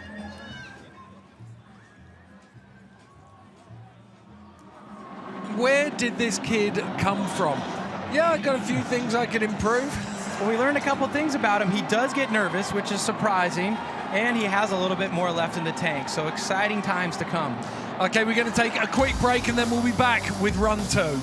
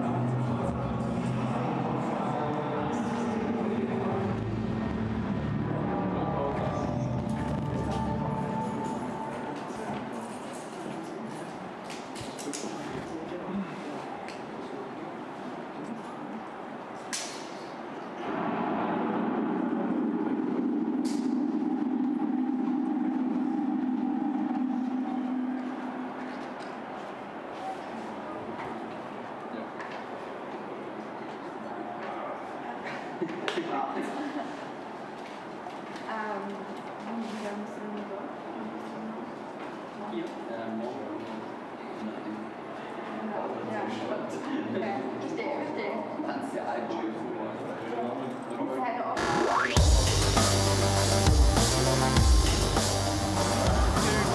Ride 2017 here in Nuremberg. This competition has only been happening every 3 years since 2011. This is the 5th edition, and we've just completed the first runs of the finals. We're about to drop in for the second runs of the finals, but before we do, we're going to take a look back to last night and the best trick competition. This gives us an indication of what might be possible on this last district, District 5. Today, this was phenomenal, Cam. It was the most groundbreaking best trick session we've ever seen on 26-inch wheels. Simon Godziak doing the one-handed Superman C-Grab backflip, having to wrap a bike tube underneath his stem to stabilize his steering, because if you took your hands off the bars while hanging onto your seat, laid out in a Superman position, your bars would spin backwards immediately. So using bike modifications this year, the same way he did in 2014 with that iconic ruler flip. One of the big ones, though, undoubtedly. A world first in competition, I believe. Nikolai Rogatkin. Yeah, Nikolai Rogatkin blew minds last night. Like you said, made history. He had hinted at the fact that he may be capable of this trick months and months ago. He did it on an airbag during a Masters of Dirt show. But going for the glory last night, after Bienvenido Aguado Alba landed a double front flip, Nikolai Rogatkin drops in. It took him a few tries, but he landed the first ever 1440, adding a 360-degree rotation to the 1080, the trick that he calls the twister, now being 720 degrees above the rest in the entire competition. And the last thing he said last night, having been interviewed after the win, was, are you going to use this in the competition tomorrow? He said yes. Yeah, he left no question mark, so he didn't do it in run number 1. We know now he's not sitting in the lead, so you know for sure he's going to try that in run number 2. Okay, well, this course is a work of art, and Jackie Montgomery is down in the finish area with its creator, Martin Soderstrom. Thanks, guys. Martin, this is the first course that you have ever designed. Walk us through what this process was like. Yeah, wow, very scary. Many sleepless nights, because as you said, my first course, and also since I've been a rider before, I know how it feels as a rider to turn up to a course that isn't perfect. I mean, all riders put in so much effort to learn the tricks, and then when you show up to a course, you really need a good course to show off all your tricks and all your skills. But it looks like I didn't do too bad, because I've seen many happy faces and some new tricks that I haven't seen before have been landed. So as a course designer, that's all you could ever ask for. Yeah, I've got to ask, you obviously have podiumed in this event before, but your first time designing, so what's more nerve-wracking, dropping into the course or trying to create something that 20 riders are happy with? I would probably say it's definitely more scary to design it, because it's also like their lives are basically in my hands as well. If I design a course that is too like gnarly or too sketchy, then yeah, it could mean the difference between a really bad injury or landing a perfect run. So it was definitely very nerve-wracking. But I did the run before the event now with all the crowd, and I definitely got some goosebumps and some really nice memories from 2011 when I was here last time. Fellow Swede, currently on top, so I have to ask, who is your money on for today's event? Oh, wow, it's gonna be so tight. I could just see how eager Nikolai Rogatkin was when he was going up to the start again, so he could do, yeah, he's gonna do everything he can to beat Emil. But I mean, we saw Emil's run. That was like really, really high level from start to bottom, so yeah, I have to go with my boy Emil. I mean, he's gonna be hard to beat today. Well, it's a beautiful course. Well done. Oh, thanks a lot. Thank you. Jackie, thank you so much. Brilliant insight there. I mean, he's right. He's got riders' lives in his hands if he gets it wrong. Yeah, exactly. And no better guy for that job. He did a fantastic job with this course. Okay, this is how they line up for run 2. We're going in reverse order again. Ryan Nyquist, Jakob Vencil, Anthony Masseri, Medigani, Eric Fedko. Moving up the rankings there, Diego Cavasassi, Simon Godziek, Nikolai Rogatkin. Can he lay down that 1440 to put off Emilio Hansen, who will have the luxury of going last? Right now, though, it's the 38-year-old out of Santa Cruz, Ryan Nyquist. He's got such a good run. Didn't manage to get it all down in run one, so this is his last chance. Yeah, falling on that opposite 270 truck driver on the second feature of the course, he's going to have to face that demon in the very first district right now. He looks focused as he approaches the castle drop. The 360 down. Now notice he's spinning to the left. Let's see if he tries the same trick that took him out last run. There it is. The opposite 270 bar spin, and he stomps it. He was quick on the brakes there on the landing just to make sure he controlled that berm out of the exit. He's gathering himself, preserving some energy into the box district on the step down.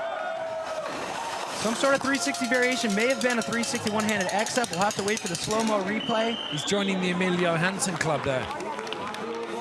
Oh, he sevens the box this time. That's a change from his quali run. Now it brings about the question, what is he gonna do after this hip here? 450 one-handed X-up. He was 720 in this jump. He goes for the 720 bar spin and he squeaks it out. Oh, landing rear wheel, but using that rear brake to bring him back down to center. Oh, I love those eyes. Nyquist's eyes in the middle of a run are like a lion in the midst of the chase. Well, he fully committed to that 720 bar spin by doing the 720 on the box jump. These riders do their best to not repeat tricks throughout a run. You can see there, just on the graphic at the bottom, got his first ever FMB podium at Joyride a couple of weeks ago. Backflip bar spin, good amplitude on the spine, into the on-off box. It's gonna be a double truck driver up and a bar spin down.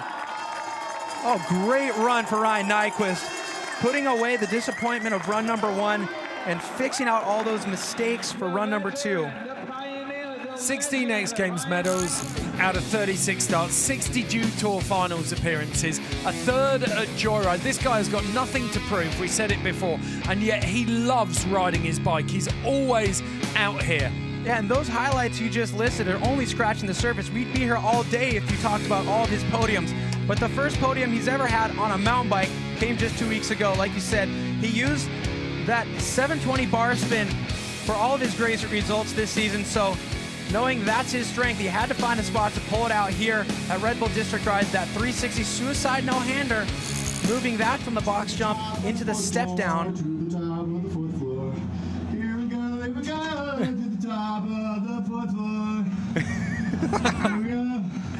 Just singing along to the music there. One of the most impressive things for me was the fact that at Joyride 2 weeks ago, that third place came after he'd slammed on a 7 in practice.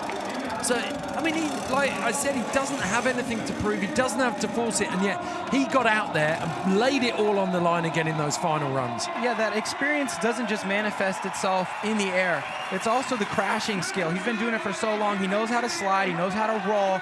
He crashes a ton every single event. For a guy who's 38, it's so impressive that he always pops back up and lands on his feet. Well, for guys like me, hitting their 40s, like Nyquist is the inspiration. It's like, yes, it's still happening. It can still happen. I could be great. Yeah, no excuses for anybody out there when you watch Ryan Nyquist. So 50.18 combined with that 16.4 overall impression. Decent score here, could bump him right up the rankings.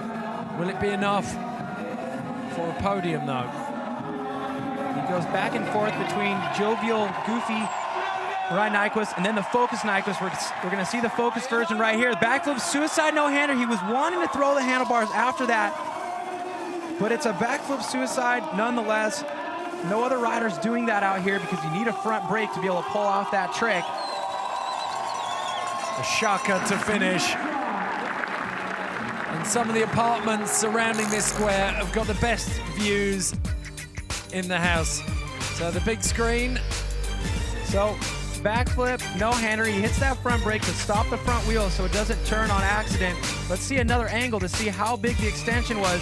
I know he didn't get the bar spin afterwards.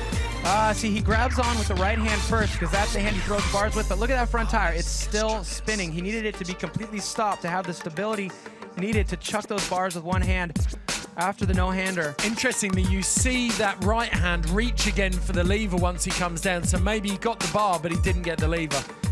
Yeah, that right hand only controls the rear brake. So it was a great save. The stomping that backflip suicide is way better than crashing, trying to chuck those bars when it wasn't right. Okay, let's take a look at these scores. 11.6 gives him a 78.17, good enough for 7th. And Jackie Montgomery is with Ryan now.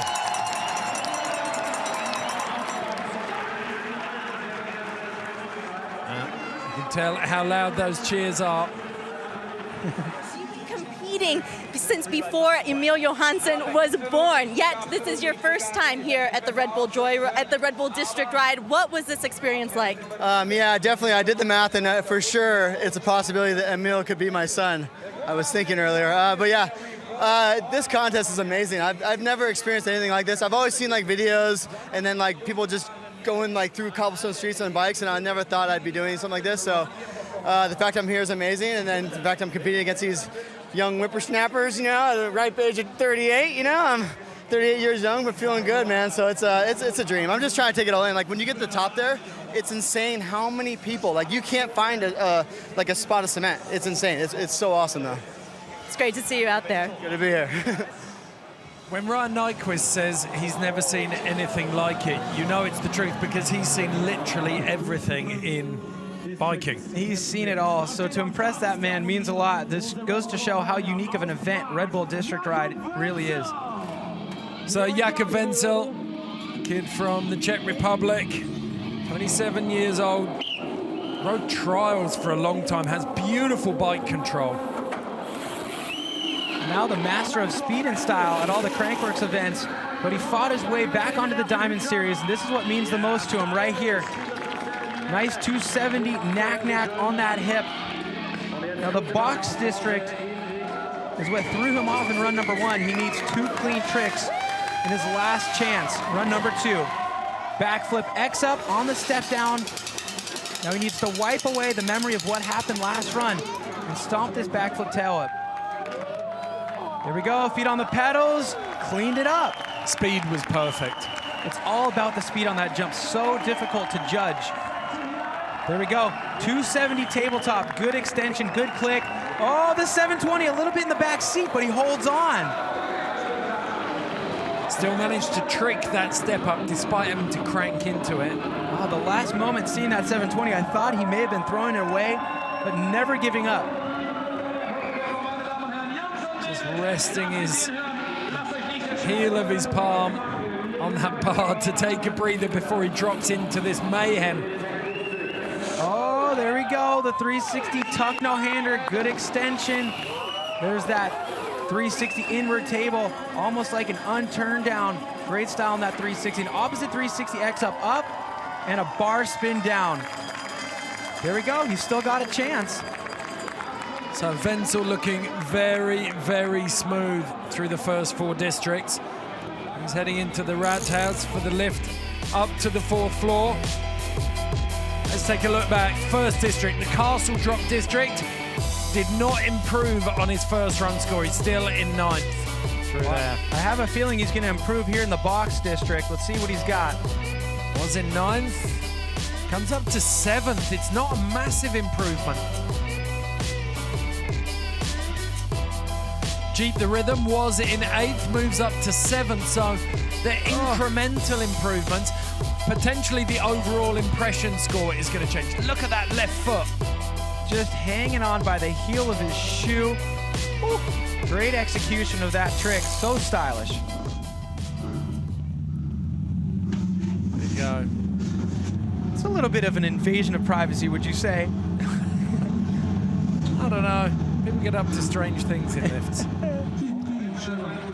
So Jakub Wenzel makes his way out onto the top of this roll-in, 14 meters above the city.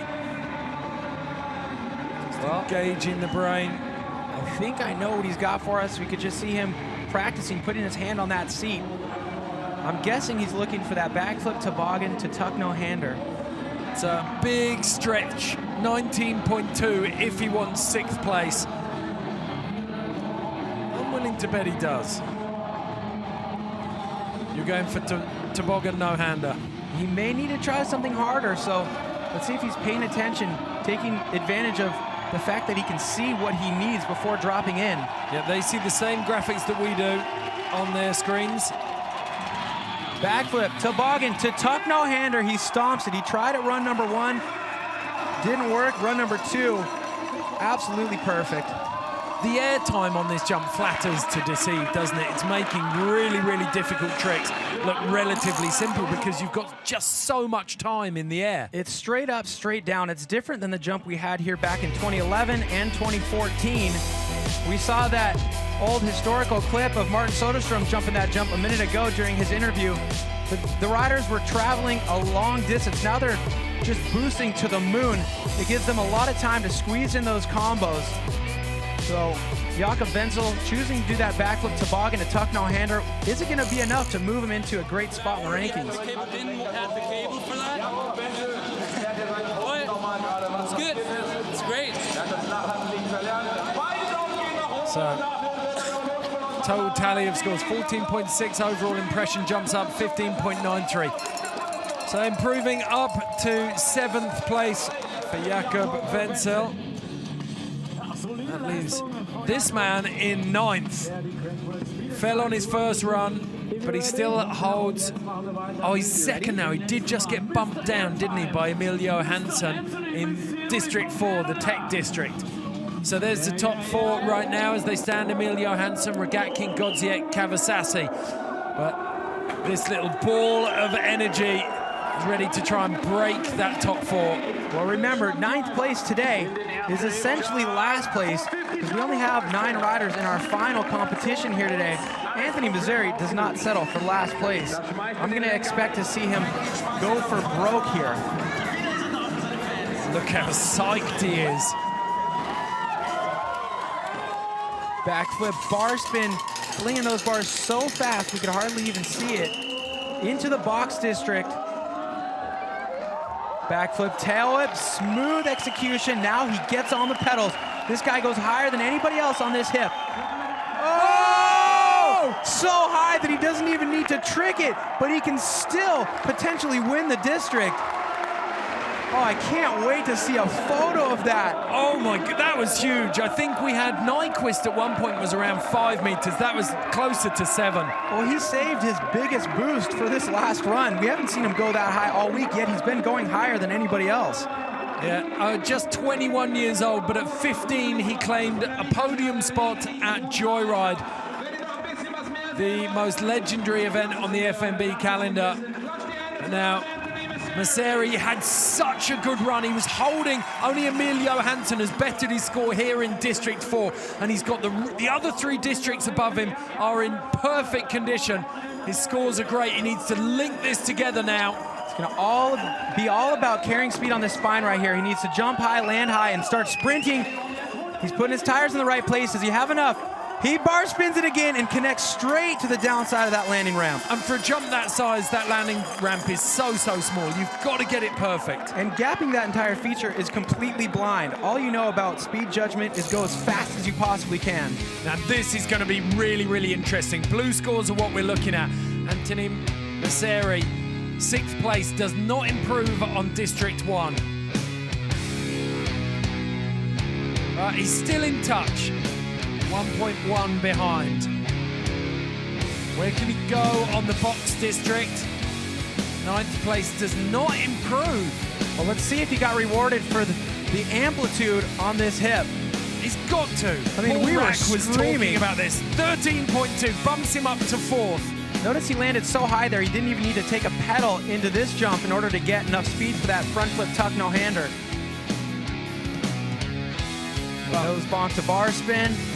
Into the Tech District. What did he score? He was already 2nd, so it was always going to be hard to improve there, but he's got a 2nd, a 4th, matched with a 6th and a 9th there through the first 4 districts. He went really high on the boost over that box, too. Ride or die! Ride or die! Yeah, he's psyched. Ride or die. You know, our dogs watching from home, cheering on, loving that ride or die reference. There we go. Got to maintain that focus now for District 5 as he steps out over the bridge. To the adoration of this crowd. It's filling out more and more down in the square. Look at him. Feel the beat. Ride to the beat. If there's no beat, don't ride. One of the wisest things I was ever told. Ride to the beat, ride or die. You see a lot of riders talking about how the nerves affect them. But looking at this kid right now, nothing but enthusiasm. He wants it. 50.18 combined with that overall impression, 16.5. Can shoot for fourth, 18.1 is what he needs. He's got this crowd eating out of the palm of his hand as he crests over the top of the rolling ramp. What does he have for us? Back foot bar spin to side saddle lander yet again. Going with the old favorite here from run number 1. Give him a 16.06 on the first run. Whether he can squeeze another point or two out of it, I'm not sure. Well, I'm going to say he's going to move up the ranking. I don't think he's going to be sitting in last place anymore. He did his job today. Oh, definitely not. Got to have shifted up. Hey, why not get that crowd ripping for you before you drop in? I'm intrigued by his District 3, Cheap the Rhythm District score, because Paul Rack definitely talked about how amplitude was one of the most important factors. And well, he is going higher than anybody else there, but you got to think there are some riders who in the finals are going really high but adding a lot of tricks. But nothing better than watching Anthony Missouri boost a left-hand hip. That's what he's known for. Adding just another 30 centimeters, let alone 1.5 meters, that's the hardest trick. 15.96 doesn't quite get the same execution out of that last trick. So Anthony Missouri moves up into 6th place, sitting just behind Eric Fedko and just above Medigani. Getting very, very congested in the low 80s there. Back up to the top, Medigani can make amendments to the leaderboard though. He's currently sat on 82.8. And Anthony Missouri just moved ahead of him, 82.64. So if he wants to break into the top 3, he needs 87.77 or higher. It's going to be a tough task, but thinking back to his first run, he did have a couple spots where he could improve here. So getting that 450 truck driver with 2 bar spins, the double truck, a lot of riders opting for that trick there. So he's going to be looking to stand out the rest of the way down the course, come up with some unique moves. He's been doing it all day. Backflip double bar spin on the step down. That's the kind of stuff he needs to be doing. He has what it takes to move up the ranks. Just gonna have to lay it out all on the table. Front flip tuck no hander, smooth landing. Into the Jeep the Rhythm District. Through the roar of the crowd, a topside tail up, linked right into the cork 720. He's gonna have to rush it. Perfect. For a second, I thought he was gonna be under-rotated there. 360 tuck no hander up to the fly out. Can see him just sucking air now, trying to get some oxygen back into his blood before he takes on the intense Tech District.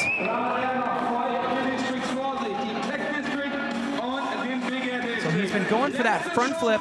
Oh no, his rear tire just blew out. Oh, he must have landed sideways on something, maybe that cork 720, but what a tough break for Medi. He was just about ready to drop in, and it looked like a sniper got a hold of his rear wheel. Oh, he's like, is this some kind of practical joke? Someone's left some drawing pins up there, just sprinkled them out of their pocket. Oh, what a bummer. Ah, so unfair. Oh. Somebody get this man a tube, some tire levers, and a pump, please. Look at that. Oh, not gonna happen. Look at this, here we go. To slide. Oh! He was just about ready to take off. He had no choice but to see the humor in that and start laughing. But what a letdown. Unbelievable. Yeah, it fully blew out. So Medigani settles for 7th place, just ahead of Jakob Wenzel and Ryan Nyquist. Eric Fedko, though, currently sat in 5th place. He's on an 83.34. Can he leapfrog Diego Cavasassi and Simon Godziek, claim a spot on the podium? The German crowd lighting up Nuremberg, wanting to see this 19-year-old out of Germany. 1, 2, 3, gets the triple truck on the hip.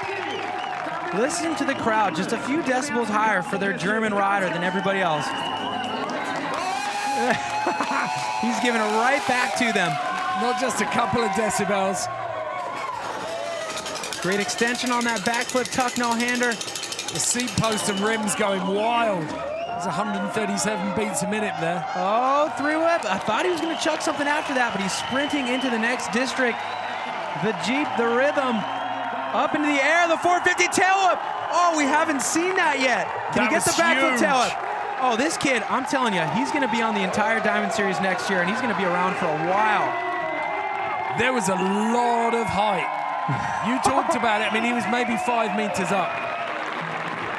Really, really found his mojo on that hip. He's doing exactly what he needs to do, considering he has a strong score in the bag. He's boosting higher. He's doing more difficult tricks. That 450 tail up on the hip. So risky. I thought he was throwing it away, but his feet went magnetic, glued to those pedals. The lactic acid building up in his thighs, having cranked his way down into District 3. Now he takes on District 4. Adding a bar spin to that spine, the backflip double bar spin, opposite 360 up, regular 360 down. Just a spotless run so far. Soaking up the high fives. Let's take a look back, see how he compares on these graphics. So 5th place before he started the run. 13.12, moves up into 2nd. That's Triple truck driver. Getting that extra bar spin there, it's the little things that count. Stays in 6th. Here we go. Highlight of the run for me was that 450 tail whip. And it pays dividends. First place, or equal first with Emilio Hansen. Let's not forget, Emil is the guy who's leading the event so far, so he's going toe-to-toe with Emil right now. Tech District really let him down there, though, with the 6.45. So, Eric Fedko, backflip triple bar spin on District 5 in run 1. Can he add to that now? Such a tough trick to do under pressure with only one chance. If you're filming a video part, you may take a lot of tries to be able to nail that and get the shot.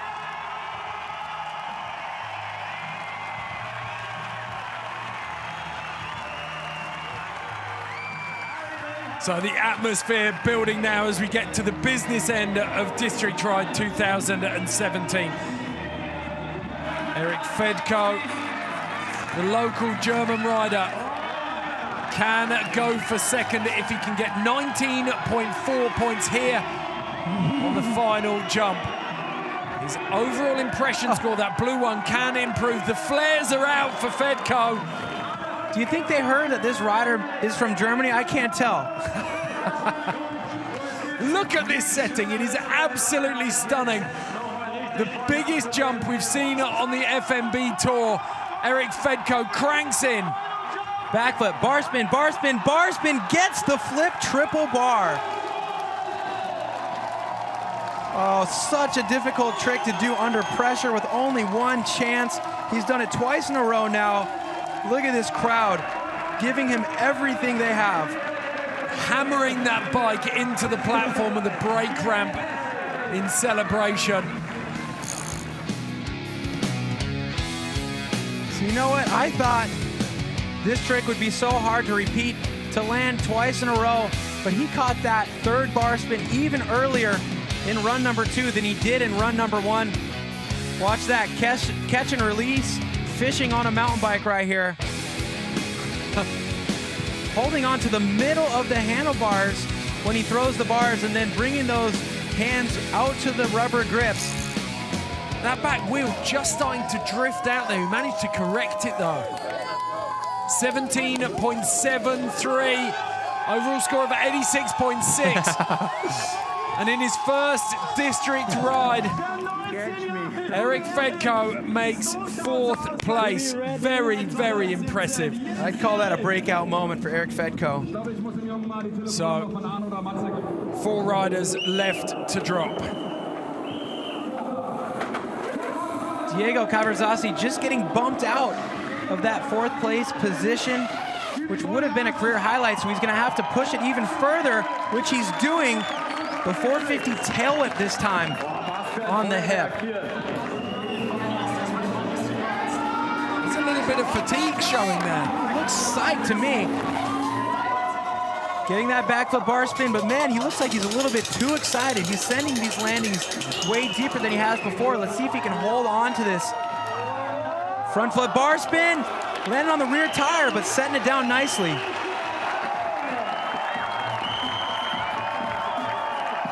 Holding the tuck no-hander, he needs to stomp this cast roll again. Perfect. The opposite 360 X up.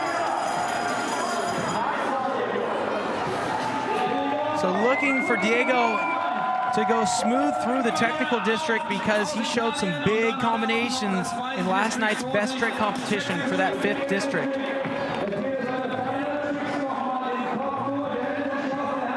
So we've said it before, but with the graphic up, we'll say it again. Diego Cavazzassi is the only rider out here without a bike sponsor. It's truly unbelievable.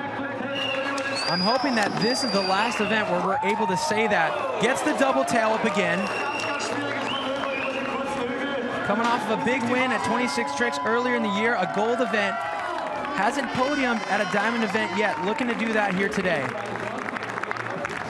So Cavazzassi has got to find something, add a little bit more polish to this run. Let's find out if he's managed to do it so far. District 1, he was in 5th, moved up to 1st. Now that is a massive statement of intent from the Italian. And he stays in 2nd in the box district, District 2. District 3, he's got that cash roll. Still down there in 8th, didn't manage to improve there. What about the tech district? He was in 5th. That does not improve. So, a big, big bit of movement there, though. So he had a new trick for that 1st district off of the castle. He did the 450 tail up on that hip. So I think he's looking to improve in District 1 and District 5. Expect something big out of Diego right here off this big air ramp. So front flip tuck no hander in run 1. What do we got for run 2? Oh, the celebration continues for Eric Fedko. It's going to be a long night for that kid with these fans. Look how stoked they are. So far, 6 riders of 9 down in the final here in Nuremberg at District Ride. And no one has managed to trouble the existing 3 on the podium. But Diego Cavazzassi has got a shot at 2nd place with this score. Very big overall impression, that blue score. Well, he just showed us what he's gonna do. You see him lunging forward, doing 2 bar spins. I got a feeling he's going for the front flip double bar. He landed it last night, but can he do it now? When it counts the most, front flip, 2 bar spins, and he sets it down smooth. Wow. Take a bow, Diego Cavazzassi. That was majestic. So happy for this kid right here. Let's savor this moment. So much going on there. We need slow motion to take it all in. The front flip. Not too many riders even daring to front flip this steep ramp. Figure with how steep the takeoff and the landing are, it's more than a 360 rotation on that front flip. Finding time to squeeze in not 1, but 2 bar spins. The only guy to do a front flip bar spin off a cannon, he did that at Red Bull Joyride just a couple weeks ago. But take a look, catches the first bar spin. He's got his other hand there waiting to receive that empty grip and then getting on that rear brake to compensate for that slight under rotation. you've got to understand the rotation of the flip so well to be able to concentrate on the bar spin. We saw it with Eric Fedko and that triple bar spin flip. The flip is second nature, then you can start to focus on the bar spin. So 18.5, good enough for fourth place. He reclaims the position that Eric Fedko briefly stole from him. But our top three are about to drop, and we're going to get to see this man, Emilio Hansen, try and better his first run score. Join us after the break for the top three.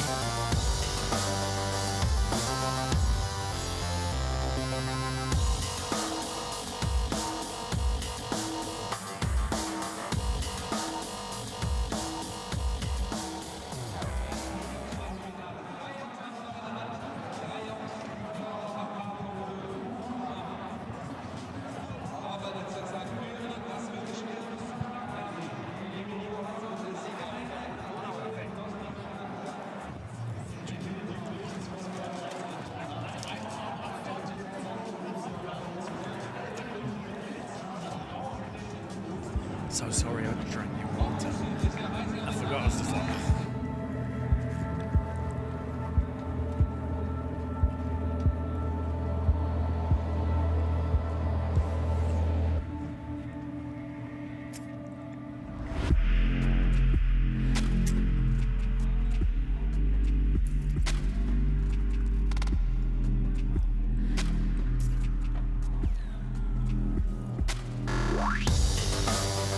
Welcome back to District Ride 2017 here in Nuremberg, one of Europe's most historically significant cities, where 80,000 people have gathered for a free ride mountain bike event that runs through the very center of the medieval heart of this city. We have 3 riders left to drop on the second runs. It all comes down to this. The previous 6 riders have not managed to upset the top 3, so we have Szymon Godziak, Nikolai Rogatkin, and Emilio Hansen. Szymon Godziak, the Polish rider, dropping in now. Well, the goal for Szymon Godziak right now is to not give Emilio Hansen a victory lap. He wants to unseat him from that first place position. He has all the tricks to do it. 360 double bar spin. Oh, messing up where it doesn't matter. You can skip around, do some jumping jacks in between features all you want. Oh, a backflip tailwhip on the step down. We haven't seen that yet. Biggest combo we've seen on that GoPro kicker, do you think? Oh yeah, without a doubt. Backflip tailwhip on that step down. Those are tricks we saw being done on that feature in 2014. So Szymon Godziak waiting for the finals, the last run to pull it out. There's that Superman C-Grab Indian Air looking at himself on the big screen. The Cork 720 no-hander. He holds on. Hopefully his tire can hold on. We do not want to see that rear tire blow out like we saw from Medigani. But look at that. He's already done so much more in this second run than he did in run number 1. Nervous times for Szymon Godziak. Well, he's one of the few riders who's gapping over that on-off box. He needs all the energy in the world to be able to do it again. Pure focus is what's required now. Always looking at a crooked stem here. Somebody's adhering to the rules of only torquing it to 5 Newton meters. I'd say crank it to 10 next time. There's been a few examples of that at recent events. Gets this step down so high, towers over the crowd below him. All right, gets the backflip. Can, but he tags. Is he gonna have the speed to clear the gap? I don't know. Oh, he bar spins and he clears the gap. I don't know where he found the speed for that. That was the one chink in his armor from his first run. He had a little bit of a tag on that up and over clearance. So it could get a little bit cleaner. This is going to be very interesting. Let's take a closer look at the district scores. Castle District, number 1. 4th place, doesn't improve. Here it is, backflip tail. I'm sure he's going to improve here. Yeah. Jumps up into 2nd. Oh. Was 6th through the Jeep the Rhythm District. Moves into 1st, 13.5 with that no-handed 7. No doubt, that no-handed 7 definitely paying off right here where his rear tire clipped that box. I did not think he was going to have the speed. somehow scavenged the speed to bar spin all the way over that box, sitting in third in the Tech District. So, look at this. He's doing it. The modification's coming.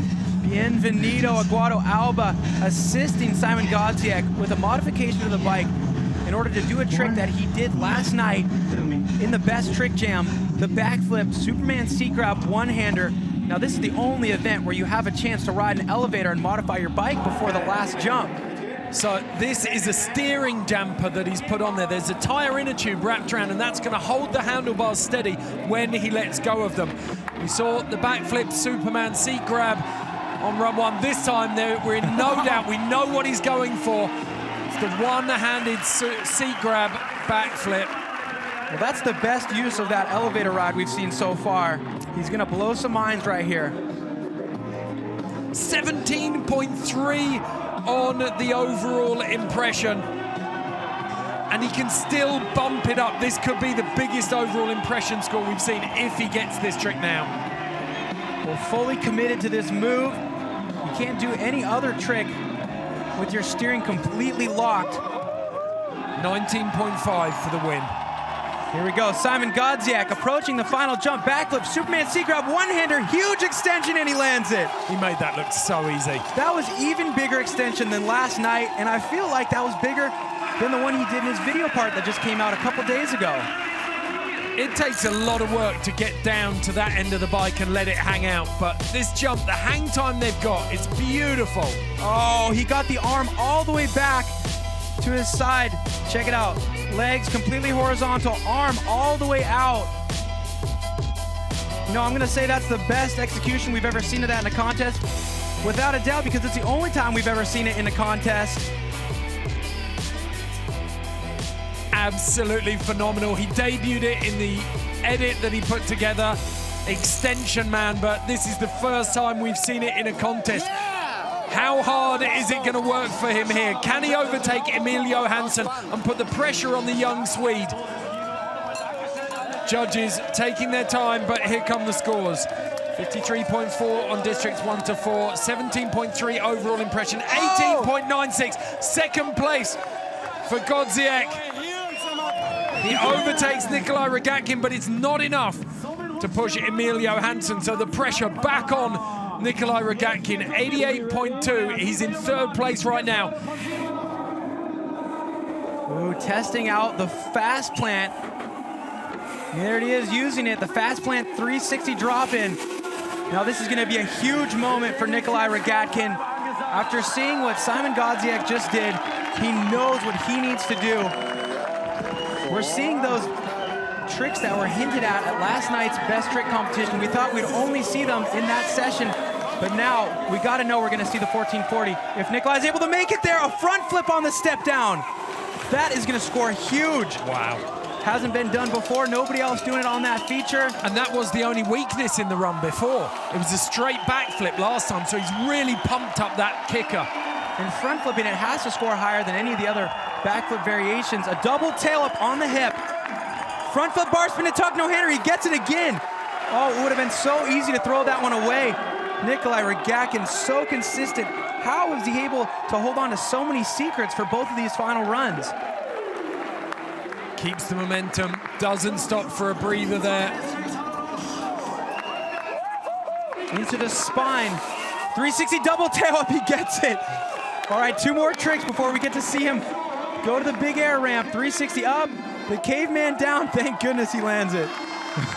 Okay, here we the go. Pressure Ed is now on. Let's take a closer look at these scores. Compare each of these districts, because if Rogatkin can't do it now, then Johansson is the winner. Will Emilio Hansen get a victory lap? The judges are crunching the numbers. We're gonna get a sneak peek at how they scored all 4 districts so far. But I'm gonna say, regardless of what the judges say, Nikolai's gonna be dropping that 1440. 88.28 is the score he's currently sat on. So Tech District, a double tail whip. He double whipped the step down.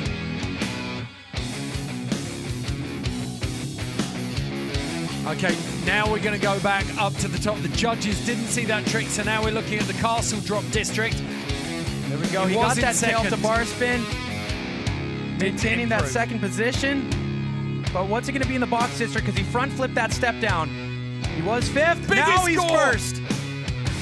And critically, he's overtaken Johansson there. Jeep the Rhythm District was in 5th, doesn't improve there. Well, look what he had to do just to stay neutral with that 5th place. That was rush hour, wasn't it? Oh. Now this was where he was weak. He's moved up to 4th with that 13.2. Oh man. Once we get that graphic showing us what he needs in order to take over the lead. Look at Emilio Hansen. We talked about him being so cool, calm and collected, having a pressure sponge in his back pocket, but he said he feels the nerves and seeing that pressure's just ratcheting up now. Look at Rogatkin. Rogatkin's eating up the atmosphere. It's just feeding him 18.5. He's upped his own best score from the overall impression. 17.8 for first. A 14.40 will obliterate 17.8. This is one of those moments. Look at this kid. He's getting ready for the knockout blow. Absolutely psyched. He landed it last night. Less than 24 hours ago, he landed a 14.40. Can he do it for the first time in a slope-style run? These are these high-pressure moments where Nikolai Rogatkin absolutely thrives. He's dropping in. All the speed he can muster out of that row in the 14.40, and he lands it! What? Oh, that was even smoother than last night. What? Oh, wow. The first time in mountain bike competition at the end of an absolutely banger run, Nikolai Rogatkin drops the first ever front cork 14.40. Forget about freestyle mountain biking. Take a look at action sports as a whole. Whether you're talking about Tony Hawk's 900, Travis Pastrana's double backflip, you can now add Nikolai Rogatkin's 14.40 to that list. So high above the current established level of competition. Most riders max out at 720. Nikolai Rogatkin adding 720, doubling the norm for a 14.40.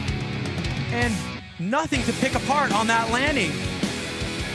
It's one thing getting a few goes at something, but to be able to lay a trick of this magnitude down in one go in front of this many people with so much at stake, that is where legends are made. So hard for him, but also hard for the judges. You know they must have run through this scenario in case Nikolai had a perfect run and then landed the 14.40. A lot of pressure on their backs now. Nikolai Rogatkin waits for these scores to come in. Overall impression is massive. 19.63, first place for Rogatkin. Get ready for a battle royale. Oh! Emilio Hansen's fairy tale ending to 2017 has just been ruined by Nikolai Rogatkin's 14.40, and deservedly so.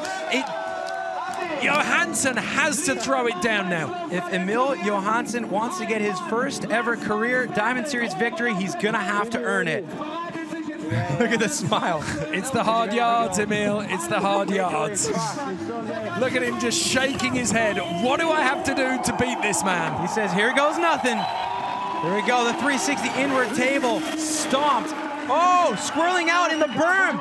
Not as much speed as he wanted, but somehow still getting the tail up to bar spin. Well, we saw him go down on that in the second qualifying I want to say that was an opposite tail up to bar spin too. We're gonna have to wait to see the replay, but I'm pretty sure. All right, into the step down. 360 one-footed can holding on to the extension even longer this time, but Nikolai had that front flip. He's gonna have to make up for it here. 360 bar spin to downside tail whip. Time to start ramping it up in the Jeep the Rhythm District. Oh, 4 bar spins on that 450. The cork 720. He was holding on to some more in the back pocket. Nose bonk truck driver up. So Rogatkin laid a couple of big blows. Emilio Hansen returning with a couple of his own. This is going to be very, very close. 360 tail whip off the step down into the spine. The 360 double bar spin to X up. Now so much technical skill to be able to get that. Oh, that tail whip and opposite tail whip on and off of that box. One job left to do. If you're unsure what opposite means, it's against your natural rotation. So Emilio Hansen essentially doing a trick left-handed It there. looked like he may have been doing the opposite tail up on the way off of that step down too. Let's take a look at this second feature on the course, which way he was tail upping. There it is. It is an opposite tail whip to bar spin, somehow managing to hold on to the speed after sliding out in the berm. But he did improve on that first district. He doesn't improve, he stays in second place in the second district. But District 1. Here we go, 1, 2, 3, 4 bar spins. Was he rewarded? He was first, he's still first in the Jeep the Rhythm district. Then we move into the Tech district. All right, let's see which directions he was doing these tail whips, on and off. So yeah, regular on, that means it was an opposite off. I'm gonna say that's even harder. So Emilio Hansen coming out. We need our graphic here. We need to see just how far behind he is.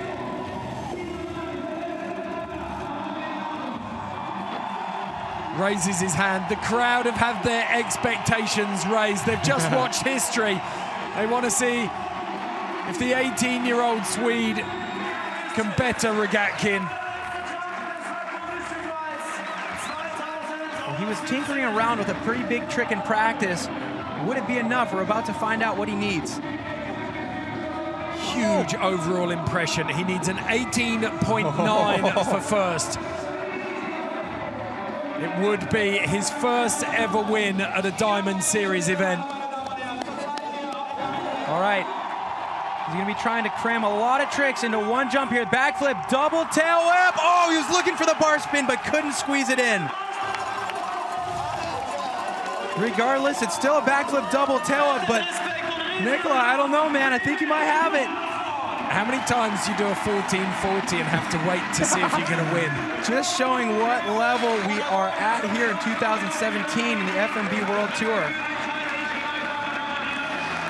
That draws to a close the riding here in one of the most phenomenal freeride mountain bike finals ever witnessed. Emilio Hansen. Oh, he had the air time, but not the control over the bike to chuck that last bar spin. This would have been a trick that he's never done before. Who practices on a jump that offers up this much air time? Nobody. So slow motion version of the backflip double tail up. Watch him put his right leg on first. The second leg goes onto the left pedal, and he thinks about throwing those bars, but then decides against it and immediately kicking himself for it. You saw him slamming his front wheel down on the ground upon landing. I can't believe he can do that trick and even consider squeezing something else into it. It's phenomenal how quickly all of these riders have acclimatized to this much hang time. But the judges taking a long, long time to figure this one out. Emilio Hansen, whether he wins here or not, you can hear Rogatkin telling him 18.26. He does not improve. Nikolai Rogatkin takes his third win of the season, but he shares the honors with Emilio Hansen, who takes out the overall World Tour, the FMB Diamond Series for 2017. Well, Nikolai, of course, enjoying this victory, but telling Emil, you could have done that. Just goes to show how much this rider pushing himself, but everybody else in the field.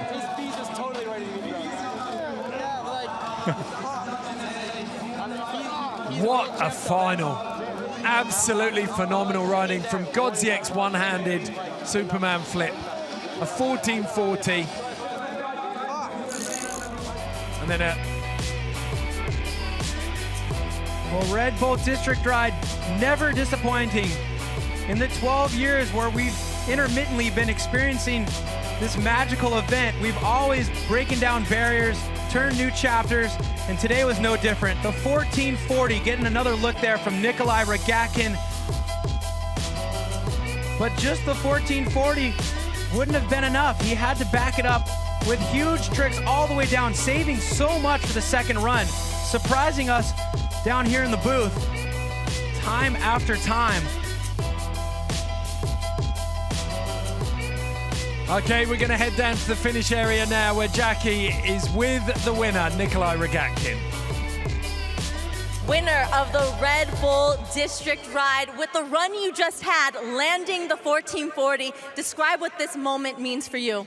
Oh, it means the world. I mean, this event is one like no other, so it just means so much to all of us riders. And yeah, for me to do the run that came down, it felt perfect through the course. And then when I came down here, I mean, this crowd just motivated me so much. And yeah, I sent the 14, and yeah, the feeling is incredible. I mean, this crowd is just, the moments they give us, we'll never forget. So yeah, thanks Nuremberg for letting us take over your city for the weekend. It's been insane. Congratulations. Well, hearing it from the man himself, you can see how much it means to him. But we've had so many of these moments this season from Rogatkin. This guy never disappoints. He's been pushing the entire field. He's been going head-to-head with Reeder all season. This time, having to go head-to-head with Emilio Hansen, swooping that first win out from under Emilio Hansen, taking it for himself, basically pushing himself to the limit to be able to do it. Okay, so here are the final standings. Rogatkin takes out the win. Emilio Hansen couldn't quite reel him in with that last run. Simon Godziek has to settle for third. Diego Cavasassi, incredible ride from him. The privateer to take fourth. And then you've got the rookie, the German rookie, making his first appearance at District Ride, taking out fifth.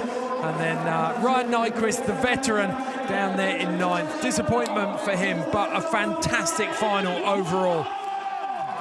So here is the podium. Godziek already up there in third. Emilio Hansen in second.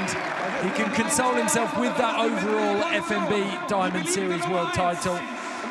But this man, he refuses to slow down. Progression is his middle name. Taking out the win here at District Ride 2017, Nikolai Rogatkin.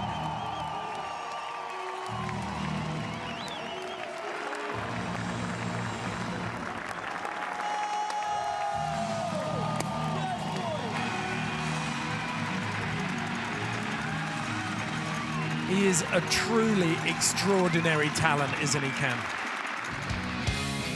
A talent that the sport has never seen before. Taking wins with tricks that nobody else is willing to do, but it really speaks about the level of competition, the fact that he only won by less than a point. Riders like Simon Godziek doing tricks like that, backflip Superman C-grab one-hander, and of course Emilio Hansen, consistent every single run. You can really count on this guy to stomp every single run. But the level, all in all, staggering. It is mind-melting. When you look at this trick, just being able to add another 360 at will. I don't know how he can even picture this trick because it hurts my brain just to watch it. You can go onto his Instagram account and watch the POV footage from his helmet camera and try to make sense out of it. That's the first time I've seen it on that replay, but we talked about front flips being blind. The twister is, he gets to spot that landing for 270, but on that one you could see spinning so quickly. He hasn't found the landing. The bike's going to feel the landing for him. Yeah, it's just as blind as a front flip because it is a front flip with 3 more spins mixed in. So you might catch little glimpses of the landing here and there, but to make sense out of it takes a world-class athlete like Nikolai Rogatkin. I always find it a huge testament to an event's success when the crowd refuse to leave and they're still packed in around the finish area here. A truly, truly groundbreaking event.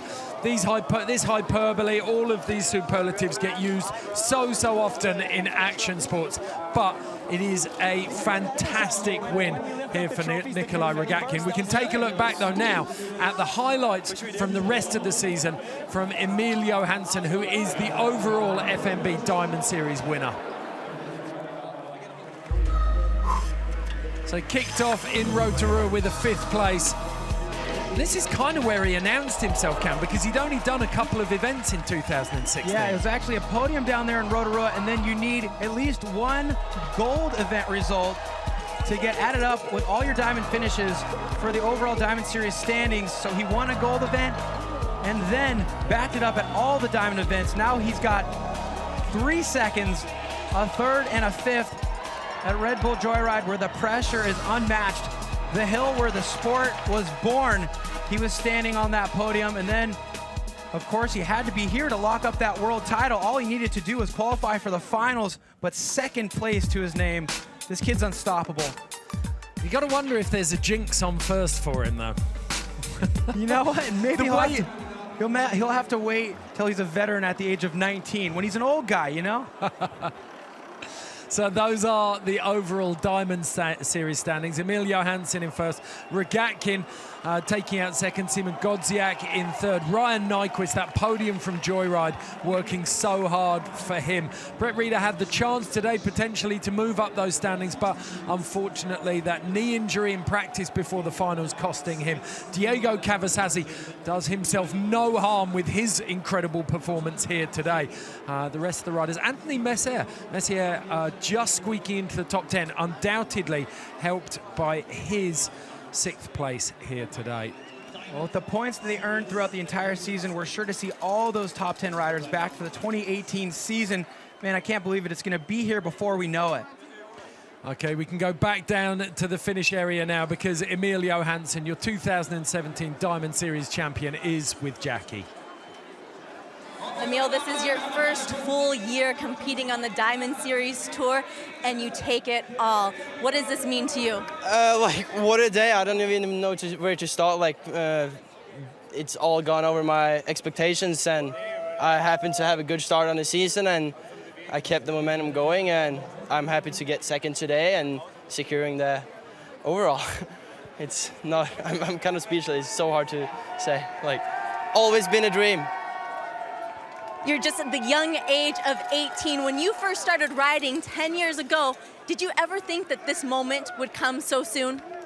So soon, no. I always dreamt about it though, you know, but it's like, it's so hard to know. Like, after my first run, I didn't even know if I was gonna be close to the podium, because it's so hard to know what other riders been practicing on, and that's only, like, that's the same with contest-wise. Like, to come this far, it's like you gotta be on the right time at the right place. It's hard, really hard. Well, congratulations on taking the Diamond Series. Thanks, Jackie. It takes so long, usually. Kids just don't mature that quickly. Where has he got this level of experience and calmness from? Well, the crazy thing is he was able to grow up with the FMB World Tour being a thing. It seems like it just started not too long ago, but 2010 was the first year we had a world champion. Cam Zink was the first guy to win that title. Think back, Emilio Hansen was only 11 at that point in time. So he was able to plan this from a very young age and realize his dreams earlier than even he could have ever expected. So we're preparing now for that Diamond Series prize giving.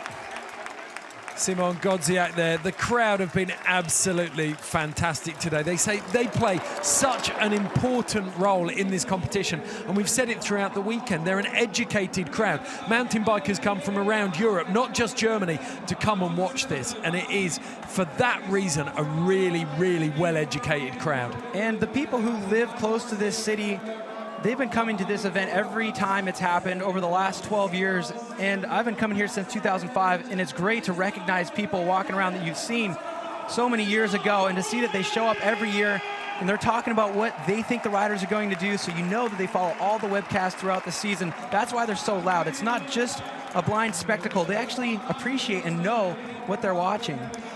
So here is the Diamond Series prize giving. Trophies given out by Martin Soderstrom. And Nikolai Rogatkin working so hard. 2 firsts, a second, and 2 14ths. If he can add just a tiny bit of consistency, then the title will be his next year. Well, if Emil had even a minor bobble at any of those events, it would have been Nikolai's chance to repeat on that title, but you couldn't touch this kid in consistency this year. So cool, calm, and collected on his bike. He does get nervous before his runs, not that you'd ever know it. First place for the Diamond Series in 2017 goes to this man, Emilio Hansen.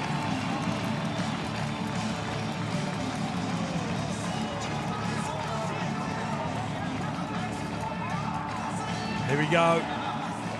Introduced in 1921 in Le Mans, the champagne shower still getting plenty of outings today. Never goes out of fashion. Great tradition, perfect for any World-class sporting event. Red Bull District Ride, definitely one of those. There he is. You can see how much the 1440 means to Nikolai Rogatkin. We're going to be hearing more from him after the break.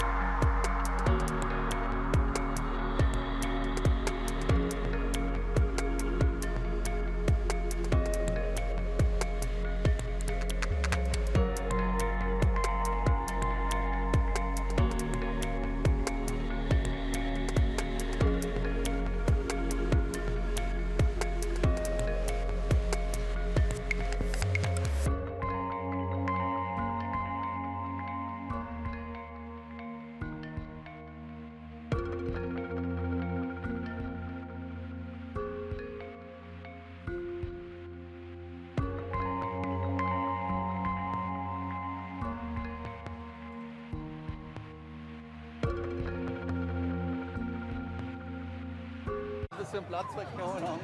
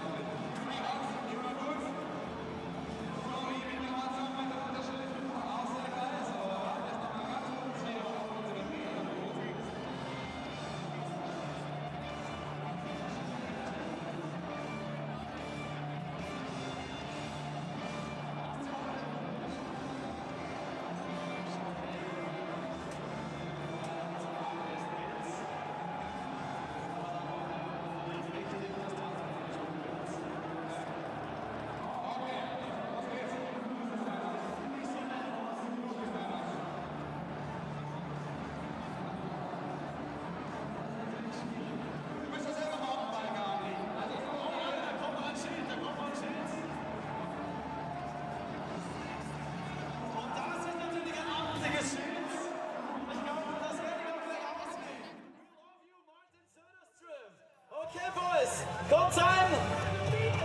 Ihr seid die Gewinner der Schilder Challenge. Willkommen! Denn Martin Söderström hat hier. Well, back outside here, and we can feel the atmosphere reverberating off this crowd. And Cam just standing underneath this jump, getting the scale in person again. It's ridiculous. This is the jump that history is made on. I gotta touch it. I gotta touch it. There we go. I touched the ramp. 1440. You gotta be kidding me. Absolutely phenomenal. Look at that replay. It's a beautiful, beautiful thing.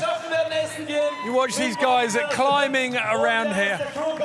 For you, where can it go next year? I mean, it's... You know, the special thing about this event is that it doesn't happen every year. I don't think we'll be standing here next year. If we're lucky, we'll be standing here in 3 years. In the last 6 years, it's only happened twice. So hopefully we'll see this historic event happen again in the future. I think there's a call maybe for this to become an annual occasion. 3 years is too long to wait. But then again, can the riders progress at this rate? Nuremberg's used to seeing landmark events in freeride mountain biking. Yeah, you know what? The progression from yesterday to today was staggering. The progression from year to year is mind-blowing. So if we have to wait 3 years to be back here in this historic city center, the riding level will be something that we can't even imagine in our heads right now. Okay, it's time to bring in the man of the moment, Nikolai Rogatkin. Yeah, congratulations, fella. That was incredible. Did you know you could land that 1440? Were you sure? Were you that sure of it? How much of a risk was it? You know what? It wasn't even being sure, unsure. I was just so motivated up top on the roll-in. And the thing that made me decide 1440 over a twister is I can't over-rotate it. I have to give 100%. I've given 100% in this run, and I'm about to give it 100% right now again. So my confidence was pretty high dropping in. Well, it's interesting. We can take a look at your first run now on the screen here. And from the 1440 on Friday night, you watch this run, and suddenly it looks like you're struggling to find the speed to re-measure yourself to the twister. I mean, this jump is so big that, you know, you're just dropping in, hoping that it's the right speed. It's just so massive, you never know what's going to happen. So, yeah, it's just super hard to judge, and that's why a bit of trouble with the speed in some of the rotations, but I made it happen when I needed to, and I'm so thankful for that. Well, we can see this here, Cam. I mean, this first run was fantastic. I mean, you must have thought you knew you'd got the platform to then take it up for your second run. Yeah, I mean, some mistakes were happening in the first run, so I kept it a little bit safe because I just wanted to get down here for this crowd. I didn't want to miss out on coming out of the elevator and experiencing that vibe and dropping in. But in the second run, the only man to beat was Emil, and he was quite far ahead, so I just gave it all I had. You called it. You said that the only place that you could really improve, Cam was talking about the GoPro kicker. Well, I'm super curious because we could talk about the 1440 all day, but that wouldn't have won you the contest on its own. You had to do so much up top to support that, and you kept a lot of secrets. How many of those things that you did in your last run did you actually even try and practice? Well, at this point, I can't remember. But like you said, the GoPro district was super important. But the course is so long that you kind of want to keep it almost safe up top because you have so much good stuff ahead. You didn't keep it safe. That front flip on the GoPro step down, had you done that yet? No, I hadn't. I knew I had to go on the limb. Same with the double whip before, the 360 double whip on the spine. I knew I needed something more, and yeah, at that point, there's nothing you can do. You just got to go do it. Okay, let's take a look at it on the screen. We can see the second run now. I want you to talk us through it, Nikolai, because as you said, Cam, there's so much to talk about here. It was definitely the scariest part of the run. You know, it's such a weird blind feature that I didn't want to do it in practice. I didn't want to crash on it, so I just had to do it in the run.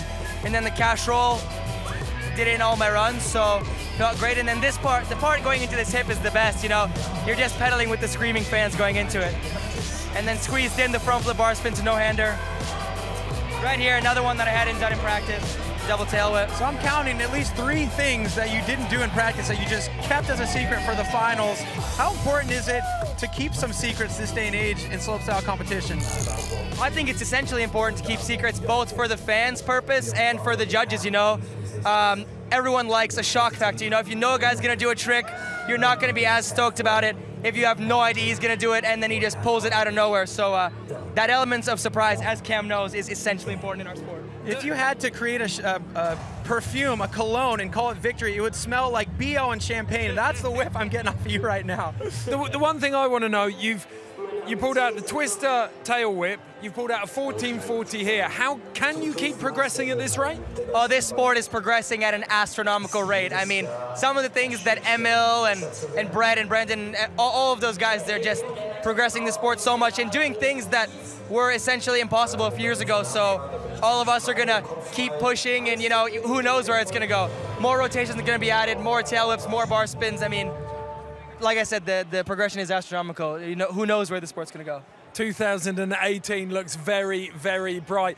Now, if you can't wait for your next fix of freeride mountain biker action, then you might want to check out this. It's the next in the series from Cam Meets.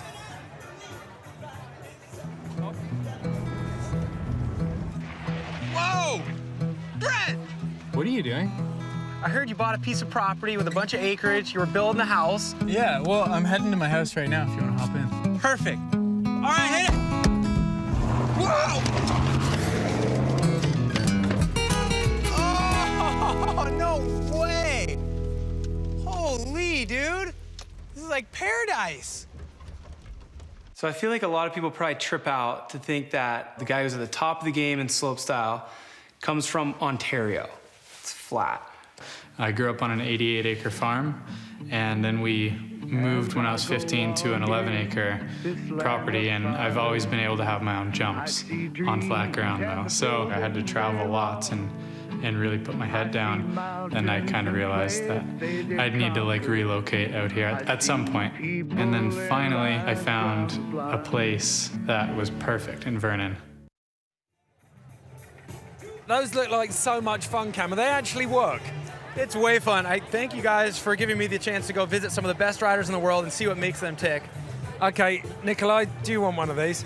Oh, absolutely. I mean, I've been watching all of them and talking to guys like Max and Torquato. I mean, they loved having Cam around. He's such a fun guy to have around. So I would love to come to Massachusetts. I'd absolutely love to show him my neck of the woods. So yeah, maybe one day we'll make it happen. Let's do it. Looks like we got a date here. You can watch them all there on Red Bull On Demand right now. But there's one more promo to check out, and it's for one of the biggest events on the freeride mountain bike calendar. It's Red Bull Rampage. Utah comes to life again at the end of October. There isn't another event on the planet quite like this one. Yeah, this event here in Nuremberg is unique in its own right because it's urban. This one is as rural as it gets. Red Bull Rampage, the cliffs, the rugged natural terrain of southern Utah. There's nothing like it. Make sure to tune in. Okay, ladies and gentlemen, please, through the screen, give your applause to this man, Nikolai Rogatkin, a world first here, and the victory at 2017 Red Bull District Ride. Thank you for watching. Congratulations, Nikolai. Thanks, Cam. We'll see you next time.